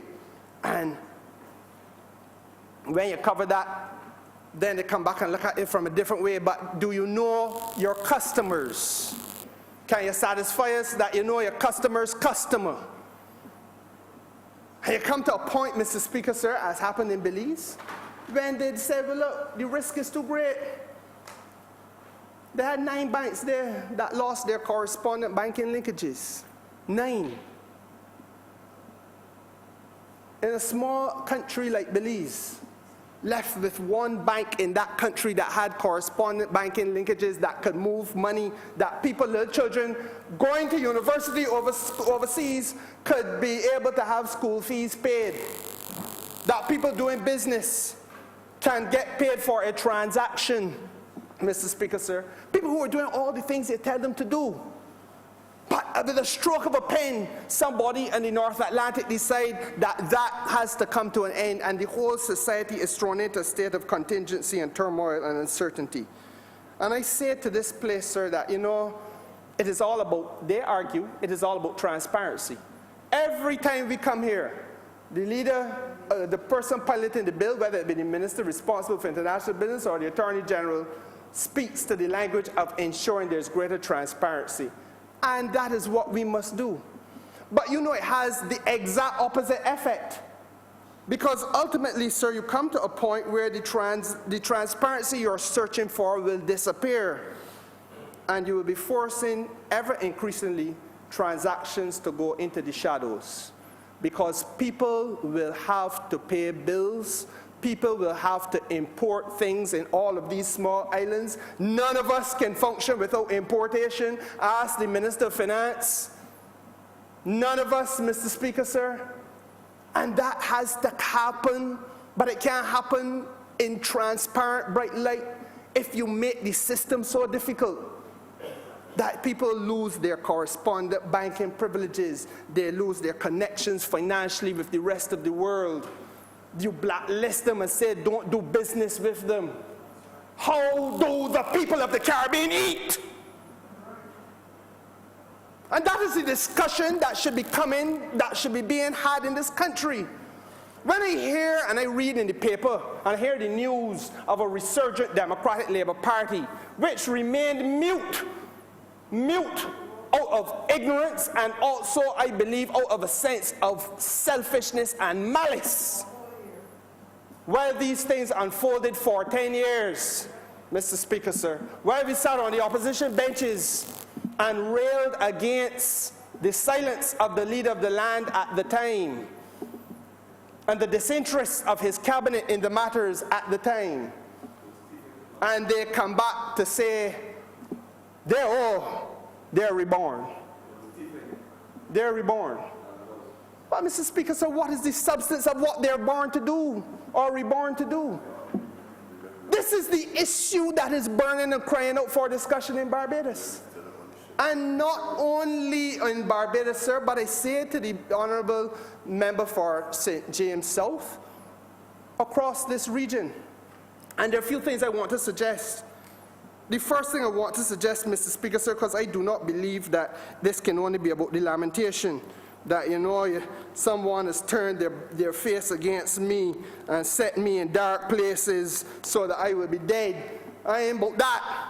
I believe, sir, that you don't throw up your hands and say you can't do better. The first thing we have to do, Mr. Speaker, sir, is to reach out so that there is a discussion taking place with non-governmental organizations globally. And I think that a partnership must be formed with the intellectual community at the University of the West Indies and other places, and the governments, and the non-governmental organizations. Why the non-governmental organizations, Mr. Speaker, sir? Because we all know that the politicians in the North American countries, Canada and the United States, and in England and in Europe, they are driven, sir, by the policy papers. They are driven by that upward flow of information that shapes the minds of the hundreds and thousands and, yes, millions and millions of people that they preside over. And part of the discussion must now be, in the same way we did it with international trade and the implications of having a one-size-fits-all approach to trade, as though you could treat little Barbados, whose contribution to international trade might be 0.000 in the same way that you would treat a giant like the United States of America. Can't possibly happen. We can't distort in the body trade. We hardly trade anything. So therefore, you have to have special rules built into the system now to give separate and special and differential treatment to countries like ours. And we have to have that kind of scholastic approach to what we are now doing in the realm of commercial banking and international financial banking systems. Mr. Speaker, sir, the architecture of the international financial system has to be picked apart and put together again so that you can safeguard against corruption, you can safeguard against terrorism and financing of terrorism and money laundering. But at the same time, you cannot do it in such a way as to destroy vulnerable small economies. You can't. And therefore, sir, you have to be engaging people like CARE International and Consumers International and Third World Network, and Mr. Speaker, sir, the International Chamber of Commerce. Those entities that are non-governmental, but are specifically focused on the financial system, and the financial system as it operates and impacts upon the small developing countries of the world. We must engage them, not only from a lamentation perspective as a government that is targeted, but also, sir, from an intellectual perspective, so that those brains at Cave Hill and at Mona and at St. Augustine, and we all know that the truth of the matter is that the University of the West Indies now is seen internationally as a place where all of their departments are looked upon as being possessed of the kind of academic rigor that gives the university a level of respect and credibility in the eyes of their peers globally. And therefore, we must deploy them as part of the effort. In the same way, we must do it with climate change, because it's, again, another part of the discussion. The climate change discussion is a discussion in which the rest of the world has, well, not say the rest of the world, the United States of America in particular, especially under this leadership, has one perspective, but we live a different reality. You know, and again, the same thing last night. I watched CNN, and the thinking before the Democrats came on, you hear the Republican president, oh, but there's no conclusive science, says he. There's no conclusive science. But what is the reality that we live every summer?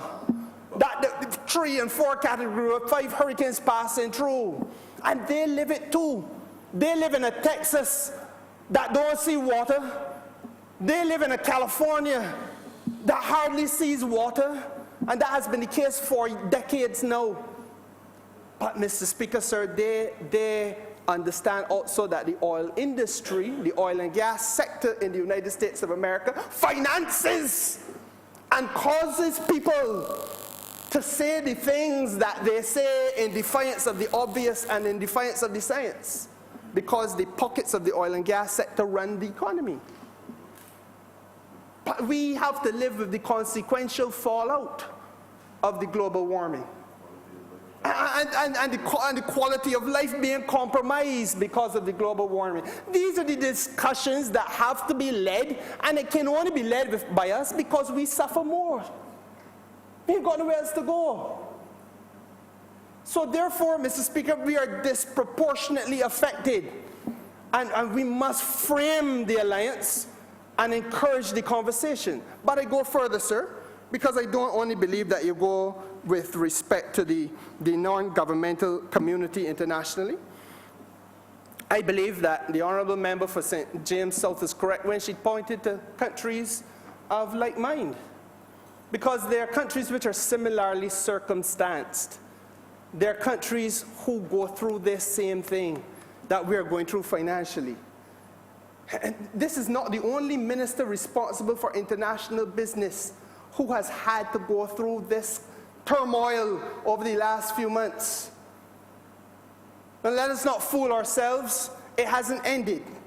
So therefore we must build alliances so that when once our leader speaks at the UN, or our Minister of Foreign Affairs speaks at the UN, that part of the dialogue that's already, the framework has already been set, that there are some fundamentals, that when you hear Barbados speak, by extension, you will be hearing the rest of the region speak.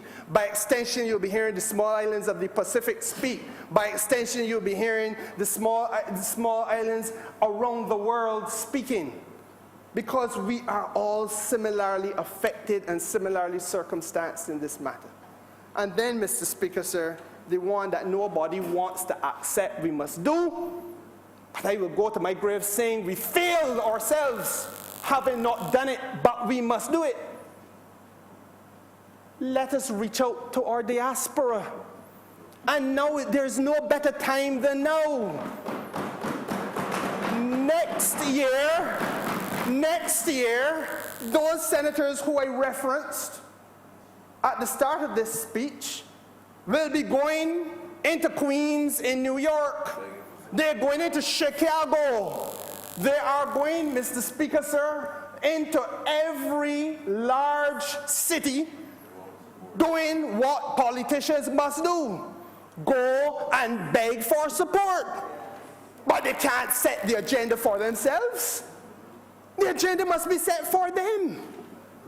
When they go, our people must be so much in appreciation of the issues here at home that they must say, but Senator Sanders, well, you know, I vote Democrat, but here was Star. Here was. I understand that you say you would like to shut down all the offshore financial sectors, all the offshore business to be found in the Caribbean. But you know, Barbados' economy turns in large measure on that. So explain to me how that will work. Because I got family there, that I got to send them a little something, a little trala. And that little trala can't stretch because things rough out here already. That is the dialogue that has to happen. They may not ever see Senator Sanders, or Senator Klobuchar, or Senator Harris, or any of the others, because they may only see the people that are sent out in their name. But the message must remain the same, Mr. Speaker, sir. The message must remain the same, and it must resonate, because that is the strength that we have. It's all well and good to say we small, we are. And this country, 300,000 people living here. But you know that there are far more Barbadians living out there, and people with a Barbadian interest, and people with a Caribbean interest, and people with a concern for our way of life and what is happening to it. And we have to find a way of getting that front burner. We have to get that top of mind in the awareness, sir, of the people who have a right to vote.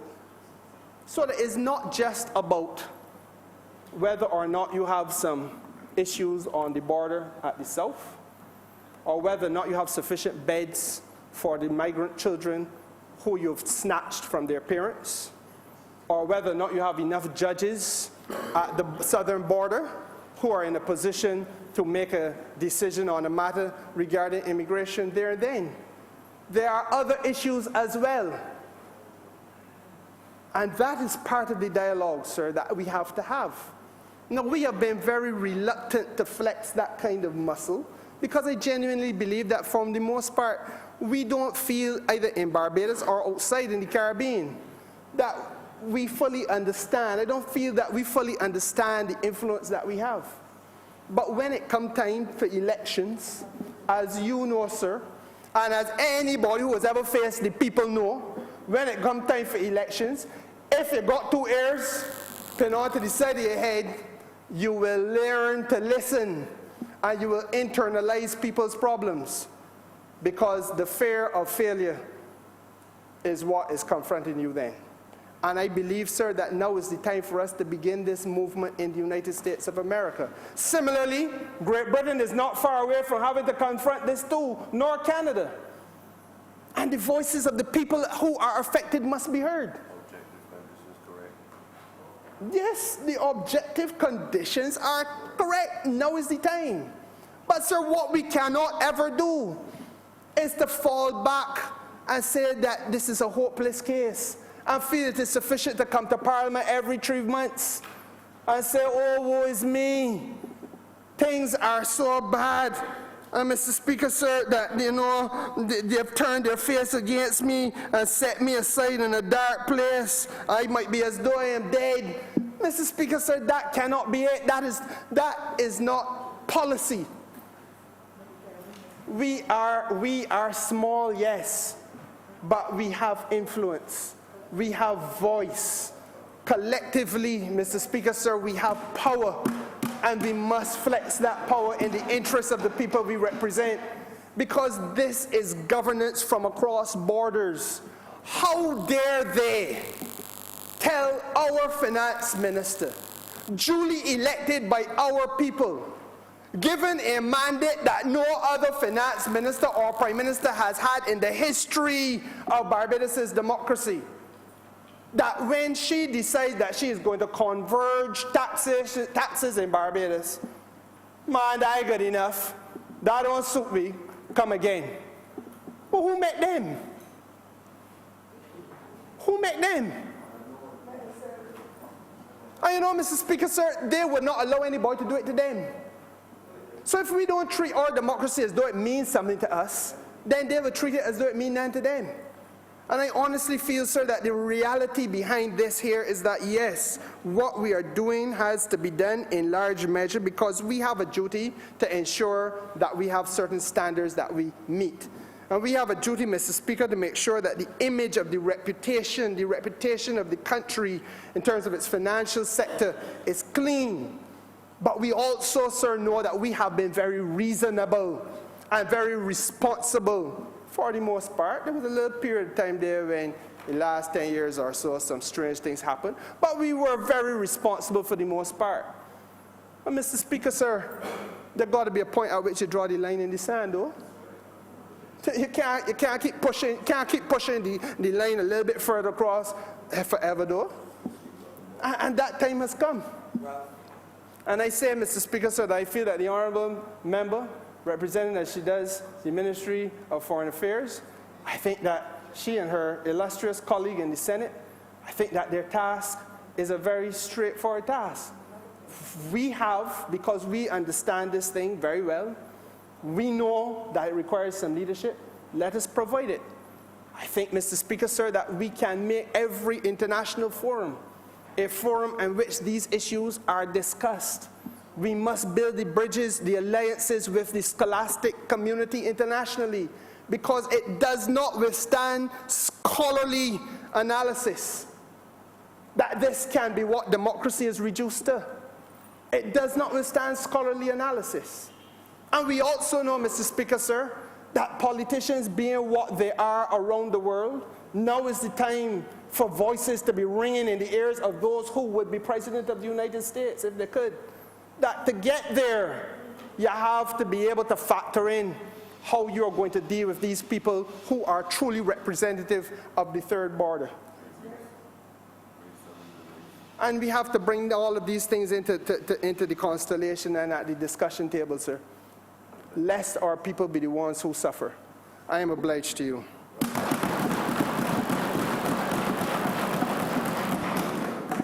Honourable Member for Christchurch East Central. Thank you, Mr. Speaker.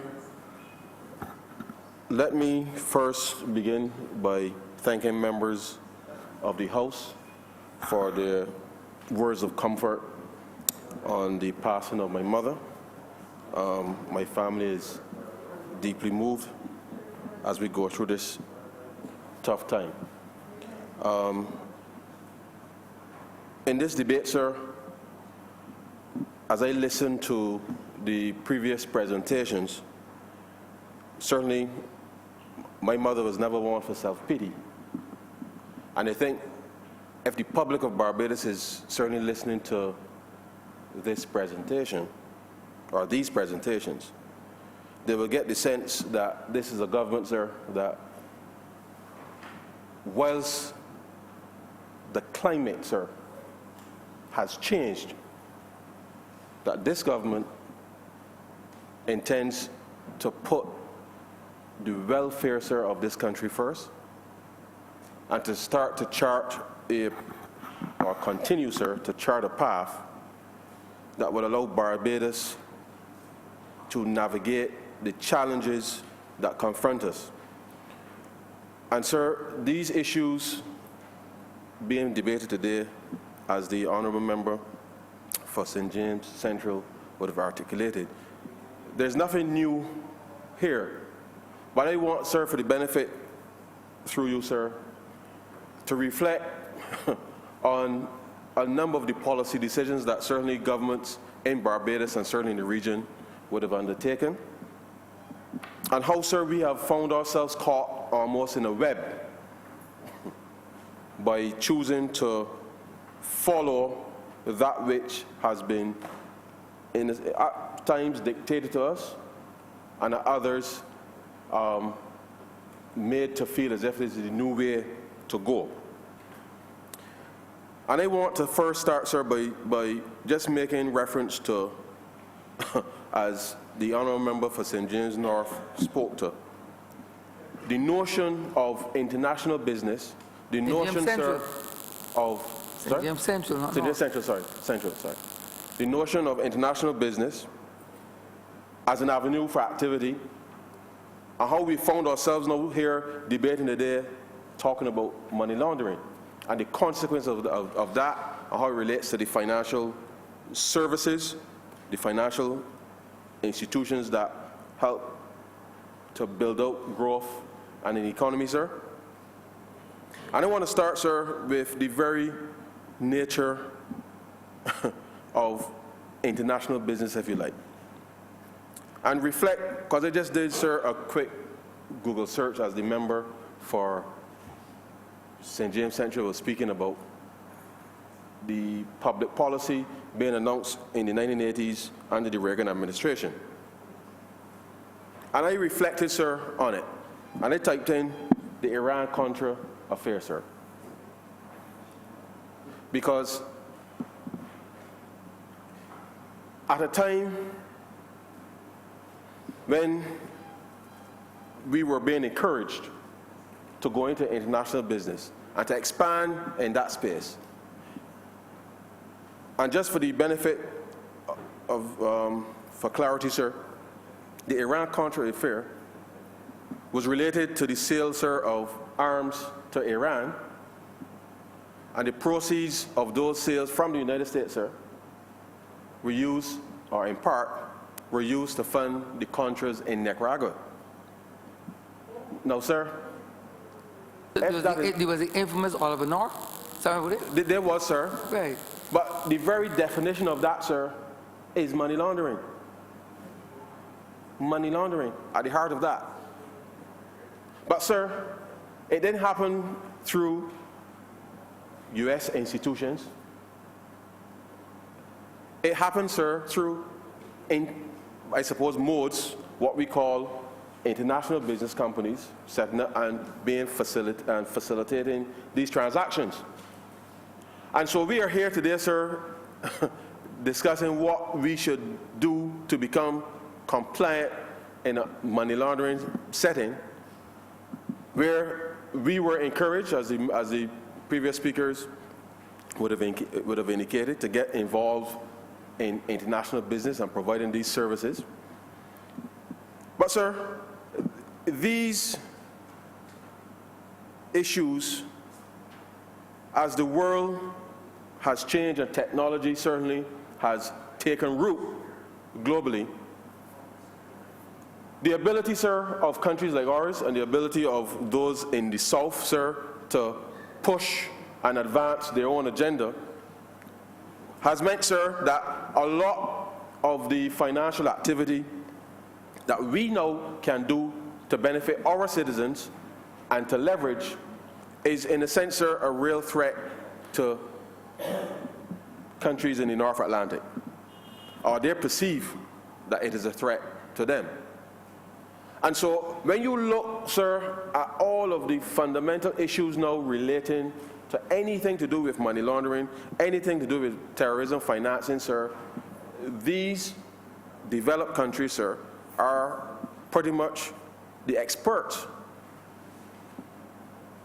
when it comes to terrorism financing and money laundering. And the evidence is there, sir. The evidence is there. There is no, at least to my knowledge, sir, to my knowledge, which I am prepared, sir, to be corrected once the evidence is provided, no bank in the Caribbean, no bank in Barbados, sir, has been fined or investigated by anybody, as far as I'm aware, for anything relating to terrorism financing. None of the companies that work or domicile in the Caribbean, sir, as far as I'm aware, have been linked to terrorism. But as I say, sir, I am prepared to be corrected if that is the case. Because, sir, we rely on performing due diligence in collaboration, sir, with many of the tax authorities and the security agencies internationally, sir, before we get into issuing licenses and these kinds of things to persons who seek to do business in this space, sir. And so, whilst we have always wanted to make sure that we do business the right way, I think the member for St. James Central has hit the nail on the head quite clearly, sir, that we continue to pursue this perfection driven by perhaps the obsession, sir, of persons who may be jealous that as small islands we can achieve a level of development beyond that which they believe that we deserve, and therefore will want to stunt our development by constantly creating, sir, or manufacturing, I should say, hurdles that causes us, from a reputational standpoint, to always be trying to become compliant. And, sir, these are issues that, as small countries, we are constantly grappling, because when the Google search says, sir, and it says senior administration officials secretly facilitated. Now, it goes on to say that obviously Iran was under an arms embargo, so really and truly, sir, it's illegal. There's no secret facilitation, sir. It is illegal. Illegal. And when things like this happen, sir, it always comes down to who has the power, in a sense, sir, to make things go away. And then in the context, sir, of small countries trying to chart a path for the development of its citizens, we always find ourselves, sir, going cap in hand, as the member for St. James Central would have indicated, having to make a case, sir, constantly, having to make a case that the activity that we seek to engage in, sir, is beneficial to our citizens, and that we engage in that activity, sir, not because there's anything wrong with it, sir. We go through a fairly rigorous checklist, if you like, which is often, sir, often pretty much determined by these very people, whether it's the EU, OECD, whoever it is. They create a checklist, sir, and you check every box. And when you're done check every box, sir, it's still a problem. But, sir, we hit a little snag. A little snag. Because just like the arms were sold to Iran, sir, and monies then went to Nicaragua, we find ourselves in a situation now, sir, that was 1985 when it came to light. In 1985 is when it came to light, but it started in 81. But we find ourselves in a situation, sir, where not too long ago, our Bermudan company pays a government minister in New York, sir, and now Barbados, for a transaction, sir, that presumably took place in Barbados, but the monies never came here, in much the same way as the money never passed through the United States back then. And we find ourselves in a situation, sir, where the country, and certainly those of us in this chamber, find ourselves in a situation where we now have, in a real sense, sir, to rebuild the reputation, not just of the country, sir, but the reputation of those who seek to serve in this place.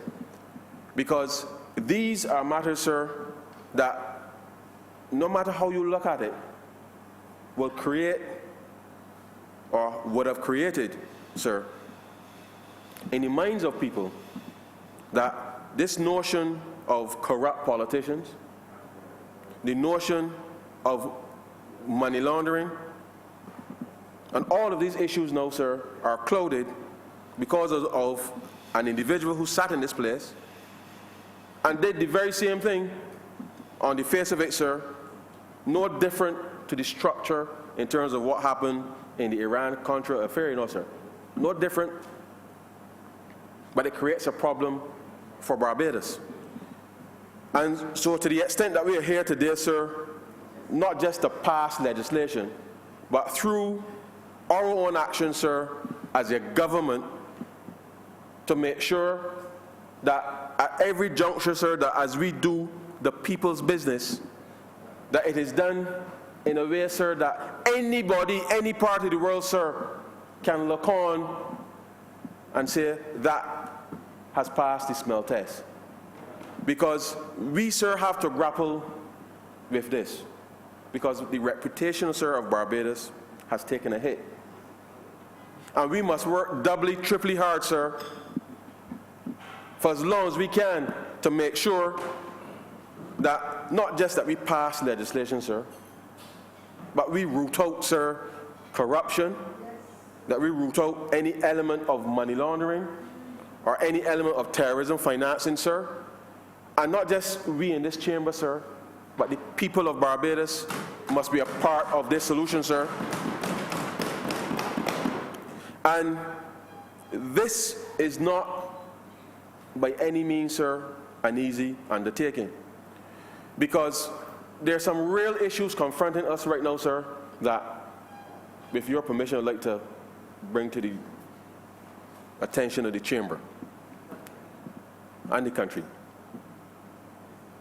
The reality is, sir, that decisions are being taken outside of Barbados as we go through this Barbados economic recovery and transformation, sir, that on the one hand, whilst we try to navigate and to keep focus on what we are doing here in this domestic space, that potentially, sir, has the capacity to pretty much unravel everything that we know. And the reality is that the member for St. James Central has hit the nail on the head consistently, sir. If, sir, it is deemed that, he always hits the nail on the head. If it is deemed, sir, that for some reason, and I'll give you an example, if for some reason it is deemed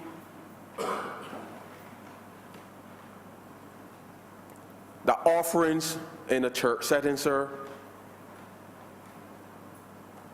is risky, and therefore banking institutions are no longer going to provide banking services to churches, sir, that becomes a problem. Why? Because as part of our culture, sir, people go to church and they put a little $2 or $5 in the collection, sir. That collection is taken up and deposited into the banking system.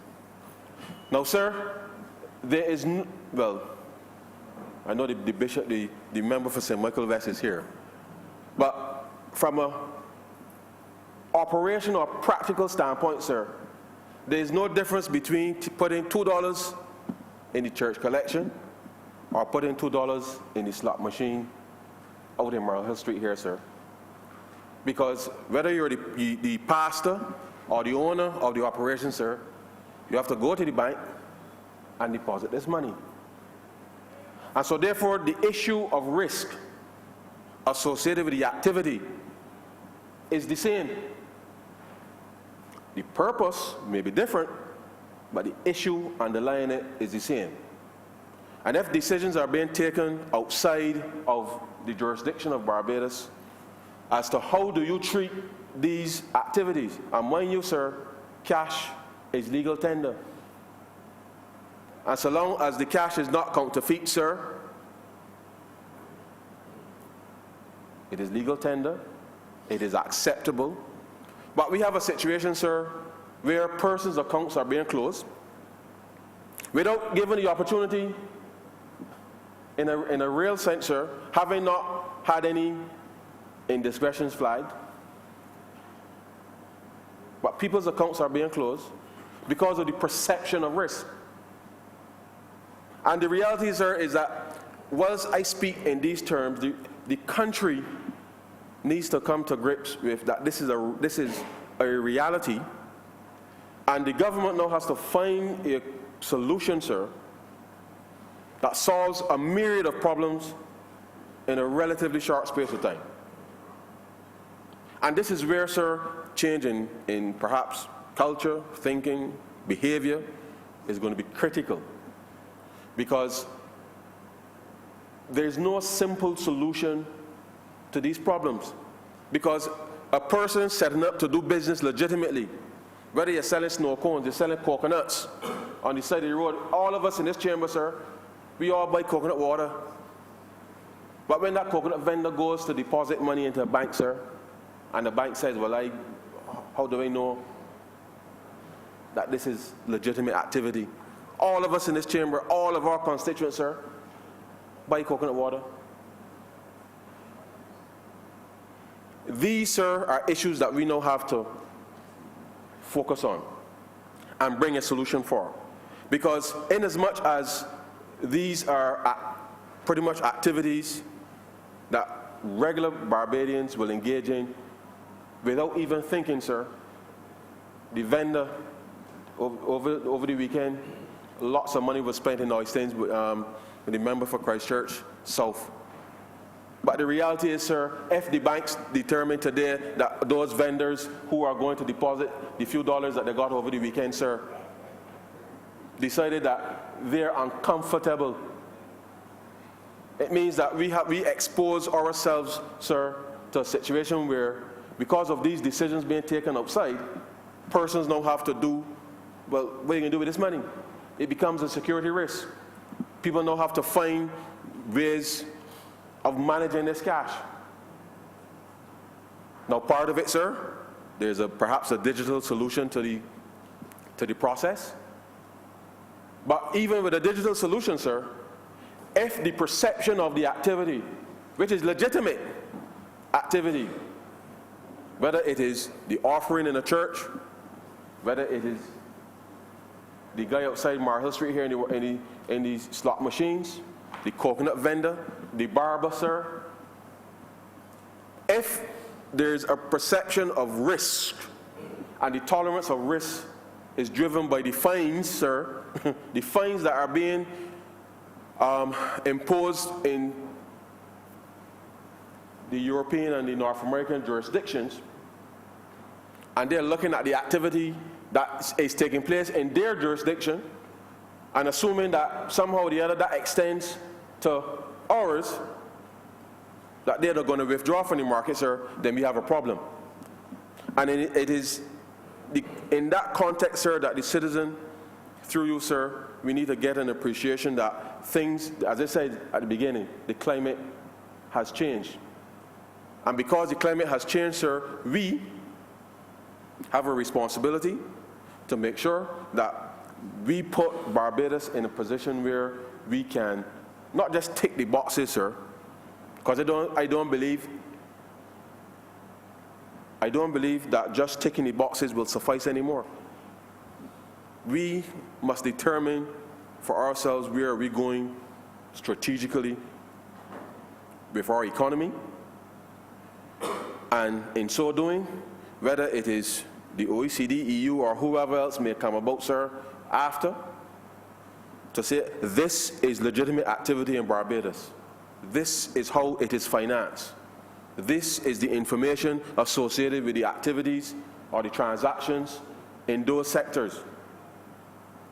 Such that the notion of, in a sense, sir, whilst we may not want people to know our business, and the truth is, sir, there's nothing wrong with privacy. The reality is, sir, is that unless we create a space, an open space, in my view, where any scrutiny that is applied, sir, allows for the assessments to be done without almost, as my grandmother used to say, stop peeping upon the people. Not to me. Not to me.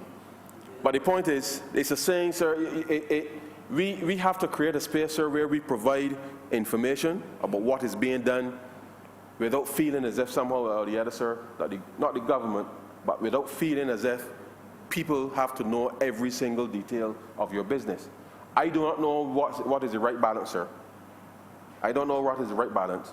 But the only way that I could see, sir, that we start to change the narrative around all of this, sir, is for Barbadians to have an appreciation that, on the one hand, whilst we want, as a government, persons to pursue whatever activity they wish to pursue, because we have given a commitment, sir, that we want to have young people, sir, all Barbadians for that matter, engage in any opportunity, whether at home or abroad, sir, that in order for that to happen, people must simply have the ability to actually do business. And if we are not prepared, sir, as citizens, as business people, to say, look, this is my business. These are the transactions in my business that will withstand scrutiny, sir, then I fear that we will forever be going down this rabbit hole of coming here every so often, changing this and changing that, and just confusing people. And the reality is, sir, is that this is going to be, I think, one of the most fundamental things that we have to do for a generation. Because unless we are prepared, sir, to, in a sense, give account, which means, sir, and for a lot of persons in the country, we have to change our mindsets with respect to the provision of basic information. And the reality is, sir, is that for the most part, whilst persons may fear, and I know that we are in the process of bringing some legislation as it relates to data protection, but the reality of where we are today, sir, is that we are living in an information age. And Barbados must be a part of that information age. And I believe, sir, that so long as we take out clearly what it is we are doing, these are the terms in which we intend to operate for what we're doing, sir, and we share the information with the relevant authorities when we see things happening, sir, and we are forthright, then anytime anybody, whether it is the Financial Action Task Force, the EU, the OECD, whatever acronym they come up with next, sir, that Barbados must always be there to be able to say that not just that we compliant, sir, but we are leading the charge with respect to the transformation of how we do business in this country. And I believe, sir, that if we do that, then we will start to change the narrative with respect to whether we compliant or not. Because the reality is, sir, that with the technology that is available today, we can change this narrative and we can change it for the better of our citizens. But, sir, it means that we must come to grips, as I said, with the fact that there are things happening within our jurisdiction that we got to take care of. We got to talk about it. We got to be honest about it. And the reality is, sir, that whilst there is a lower perception of corruption, our metrics internally, sir, and the perception of risk as being done now with respect to the closing of bank accounts for this purpose and the next is being driven purely by external data analytics. And the reality is that if data is being provided or analyzed externally and there's a gap for Barbados, then that gap is perceived as a risk. And therefore, our ability, sir, as a country, our ability as a government to close that gap, which means that the very nature of how we record things, how we record transactions, the very nature of that, sir, of how we do business will have to change.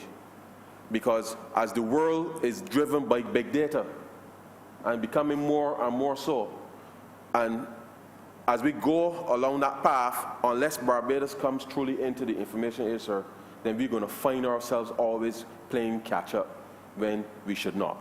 And notwithstanding the fact, sir, that the last 10 years, there was probably perhaps no interest, no deliberation at all in this space, the reality is that we are now trying to remedy a situation that has been left unattended, perhaps deliberately, perhaps because there was no interest in the area, or perhaps, sir, they were focused on other things. But the reality, it is left to this government, sir, not to get embroiled in definitions per se, but to make sure that we put the necessary framework and mechanisms in place, sir, to transform what is currently a problem and turn it into a solution for providing opportunities for our citizens. And so, Mr. Speaker, I am happy to support this bill and the accompanying legislation that we are debating today, because this is a very serious challenge. I believe that we can turn this into an opportunity for our citizens. I'm obliged to you, sir.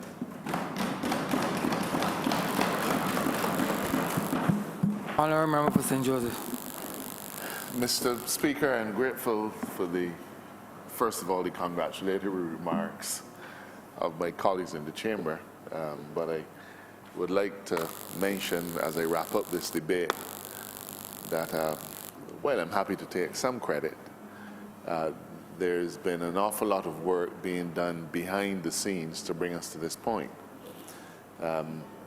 In order to achieve the kinds of success that we needed to achieve, an interministerial committee has been set up, which has been working hard, and then a committee of senior public servants and technical advisors was also set up last year to consider exactly how we approach the matter of our continuing assessment and also the degree to which we incorporate our new standards and so on into our existing legislation and practices. I'd like to mention to the Chamber that while compliance with the standards are generally legislative based, there are also a large number of systemic things that we have to address so as to be fully compliant. So we can be technically compliant by virtue of amending the statute, but if that statute then isn't imbued with life and the mechanisms that we enact in law are not given the necessary administrative support to make those things work, then our compliance will be just that, only technical. So even though we have managed in the last 2 sittings to pass some important amendments to our existing legislative framework, these things then have to be activated as part of our regulatory processes so as to be able to achieve the level of compliance that we really need to reach. Sir, this exercise, I note the comments of the Minister in the Ministry of Finance, which he described as going down a rabbit hole. I often describe it as being the labors of Sisyphus, but I think members have heard me on that so often that I don't need to remind them who Sisyphus was and what he did. Suffice it to say, though, sir, that we will continue to be under scrutiny, but it's not just that Barbados is going to have a gun pointed at it. The world has long recognized that no matter how much we amend our laws and practices to eliminate certain legal impropriety, that the criminal-minded person will always try to find a way to get around those things. And when that happens, we will have to come back to this place. But let it be that we come back to this place only because of changing circumstances and not because, for some other reason, we invite the frown of international agencies who, for some reason or another that might be difficult to capture in an explanation, don't like how we're doing what we're doing. So this work will continue, though. I can signal to the Chamber that in the coming weeks, we will have to make amendments to our Customs Act, and we will have to make amendments to our Anti-Terrorism Act to deal with other issues that have presented themselves as being deficiencies as we prepare for this assignment. And I look forward to the support of the Chamber when those further bills are brought. With those words, sir, I'm again obliged to all of the members of the Chamber for their support. And I therefore commend these bills to the Chamber for action in committee.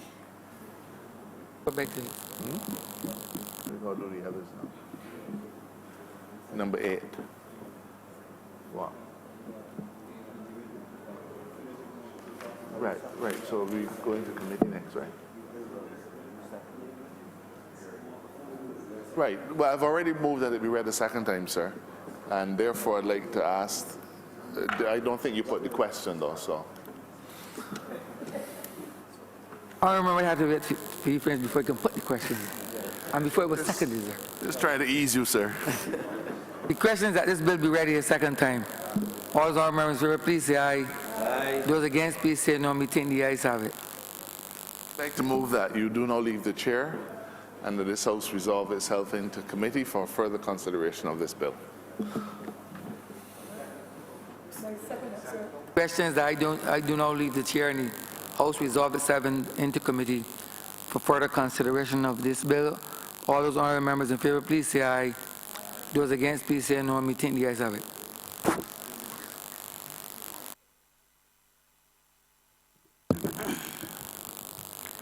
This House is now in committee. Clauses 1 to 5. Madam Chair, I'd like to move that clauses 1 to 5 stand part. Question is that clauses 1 to 5 stand part. All more members in favor, please say aye. All honourable members against, please say nay. Methinks the ayes have it. Clauses 6 to 10. Beg to move that clauses 6 to 10 stand part. Like to second that. Question is that clauses 6 to 10 stand par. All honourable members in favour, please say aye. Aye. All honourable members against, please say nay. Methinks the ayes have it. Report. Beg to move, Madam Chair, that you report to His Honour the Speaker the passing of one bill in committee. Question is, I now report to the Honourable Speaker the passing of one bill in committee. All honourable members in favour, please say aye. Aye. All honourable members against, please say nay. Methinks the ayes have it.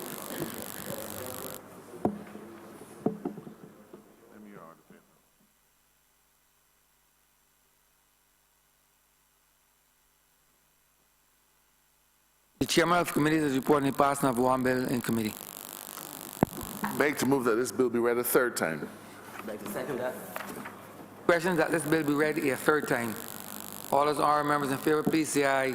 Aye. Those against, please say no. Methinks the ayes have it. Mr. Speaker, I beg to move that this bill do now pass and be cited as the Money Laundering and Financing of Terrorism Prevention and Control Amendment Act of 2019. Question is that this bill be so passed and so cited. All those honourable members in favour, please say aye. Aye. Those against, please say no. Methinks the ayes have it. This bill is so passed and so cited. Order number 8, sir. In the name of the Honourable Attorney General, to move the second reading of the Corporate and Trust Service Providers Amendment Bill 2019. Speaker, I beg to move that this bill be read a second time. Like to second that. The question is that this bill be read a second time. All those honourable members in favour, please say aye. Aye. Those against, please say no. Methinks the ayes have it. Mr. Speaker, I beg to move that you do not leave the chair and that this House resolve itself into committee for further consideration of this bill. Question is that the Speaker do now leave the chair and the House resolve itself into committee for further consideration of this bill. All those honourable members in favour, please say aye. Those against, please say no. Methinks the ayes have it. This House is now in committee. Clauses 1 to 4. Madam Chair, I beg to move that clause 1 stand part. You said 1 and 2? Question is that clause 1 stand par. All honourable members in favour, please say aye. Do 2 to 4. All honourable members against, please say nay. Methinks the ayes have it. Clauses 2 to 4. Beg to move that clauses 2 to 4 stand part. Like to second that. Question is that clauses 2 to 4 stand par. All honourable members in favour, please say aye. Aye. All honourable members against, please say nay. Methinks the ayes have it. Beg to move that you do not report to His Honour the Speaker the passing of one bill in committee. Second that. Question is that I now report to the Honourable Speaker the passing of one bill in committee. All honourable members in favour, please say aye. All honourable members in favour, please say aye. All honourable members against, please say nay. Methinks the ayes have it. Love when you can ask me that. Love when you can ask me that.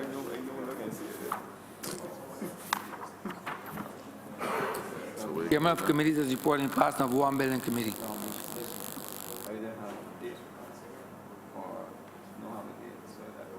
So what do you propose?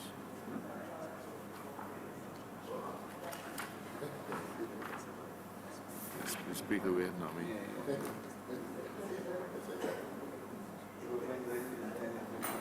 I can't answer that question right now. They all come in force, but the Speaker waiting on me, so what are you going to do? Move that pass on you?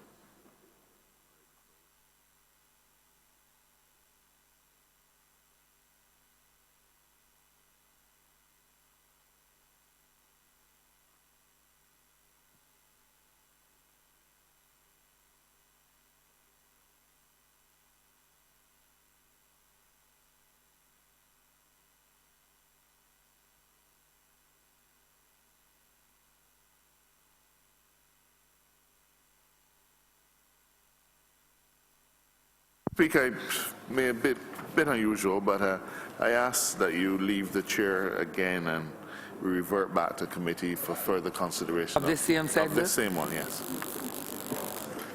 Second that. Question is that the Speaker don't know the chair Pedro? and the House resolve itself into committee for further consideration of this bill. All those honourable members in favour, please say aye. Those against, please say no. Meeting the ayes have it.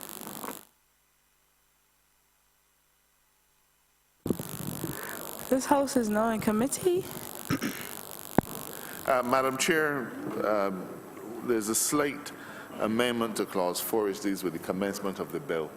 The clerk has indicated that in the bill that we need to insert the following words after operation, and that is on a date fixed by proclamation. So that clause would now read, this act shall come into operation, and the added words would be on a date fixed by proclamation. I therefore propose that clause 4 be amended in those terms. I'd like to second that. Question is that clause 4 stand part as amended. All honourable members in favour, please say aye. All honourable members against, please say nay. Methinks the ayes have it. Beg to move, ma'am, that you do now leave the chair and report. He is now the speaker of the passing of one bill in committee with amendment. I'd like to second that. Question is that I now report to the Honourable Speaker the passing of one bill with amendment in committee. All honourable members in favour, please say aye. All honourable members against, please say nay. Methinks the ayes have it.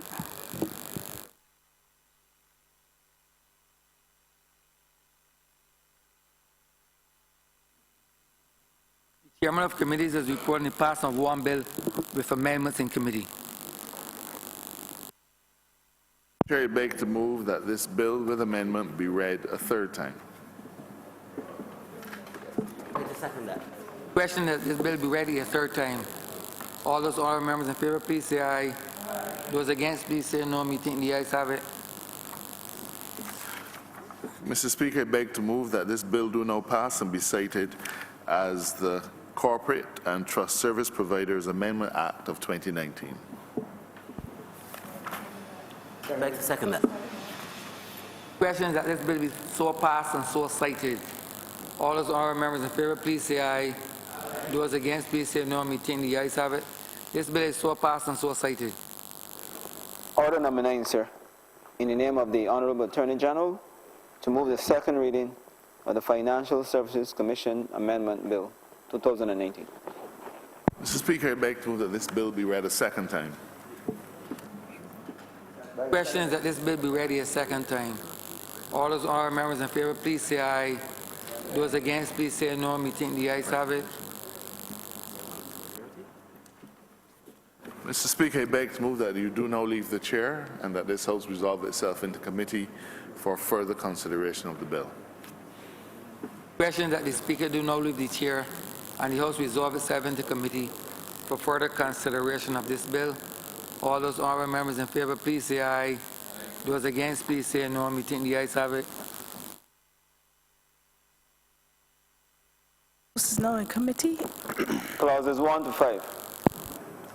Beg to move that clauses 1 to 5 stand part.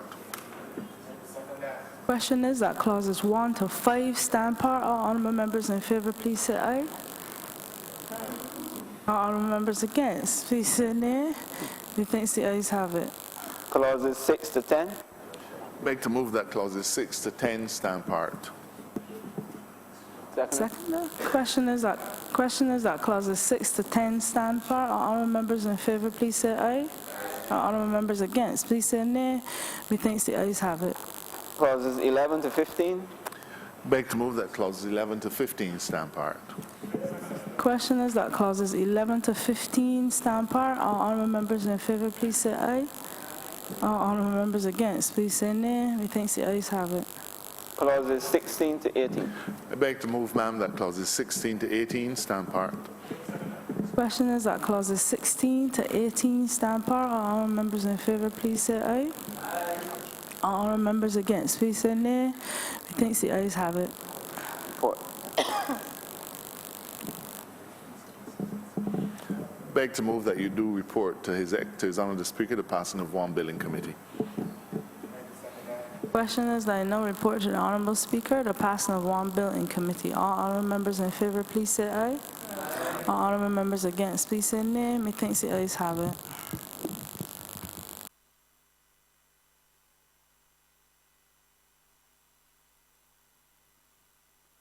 Chairman of committees has reported the passing of one bill in committee. Beg to move, Mr. Speaker, that this bill be read a third time.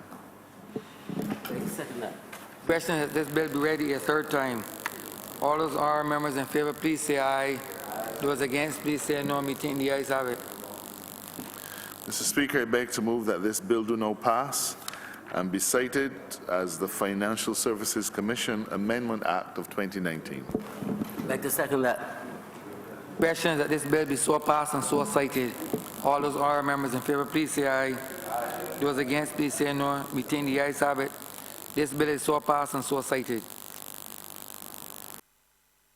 Recommittal of messages from Her Excellency the Governor General.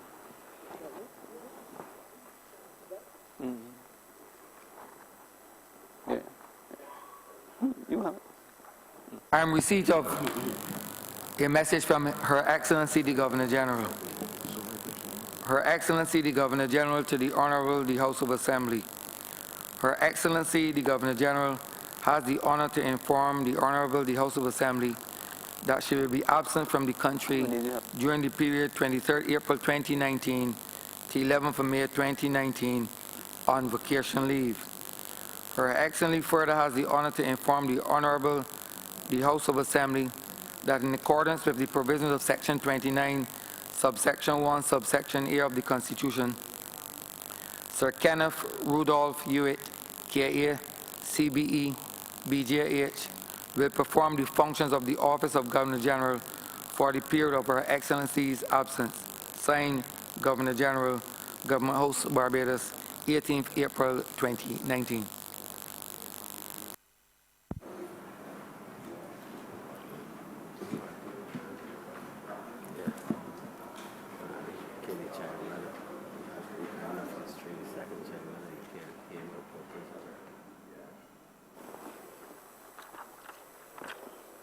Recommittal of papers, sir. Jeffrey, do toppings. Honourable Member for City Bridgetown. Mr. Speaker, I am commanded to lead the Barbados Investment and Development Corporation Annual Report 2016-2017. Honourable Member for Christchurch East. I am commanded to lay the Barbados National Oil Company Limited annual reports and audited financial statements for 2015.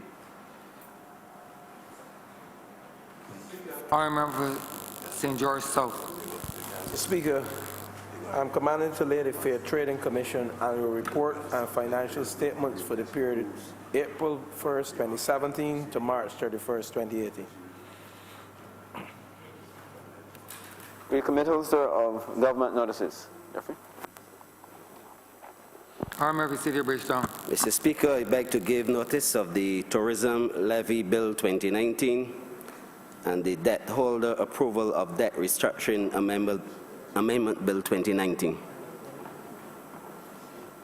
Recommittal of first readings of bills. Honourable Member for City Bridgetown. Mr. Speaker, Beg to move that. I beg to move the first reading of the Tourism Levy Bill 2019. Second it, please. Second it. Question as the aforementioned bill be ready the first time. All those honourable members in favor, please say aye. Those against, please say no. Meeting the ayes have it. Mr. Speaker, I beg to move the first reading of the Debt Holder Approval of Debt Restructuring Amendment Bill 2019. Question is that the aforementioned bill be ready a first time. All those honourable members in favor, please say aye. Aye. Those against, please say no. Meeting the ayes have it. Revert to government business. Mr. Speaker, we've come to the end of today's sitting. Before adjourning, let me remind all honourable members of the presentation that is to be done for honourable members at 2:30 this afternoon. And, in the West Wing at 2:30 p.m. I now beg to move the adjournment of this sitting until Tuesday, the 30th of April at 10 a.m. in the forenoon.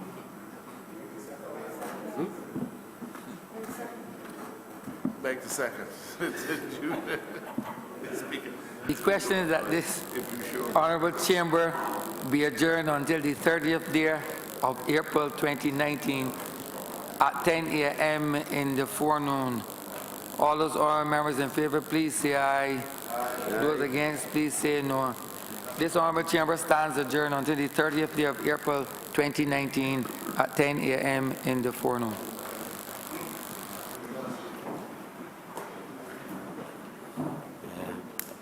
I was hoping my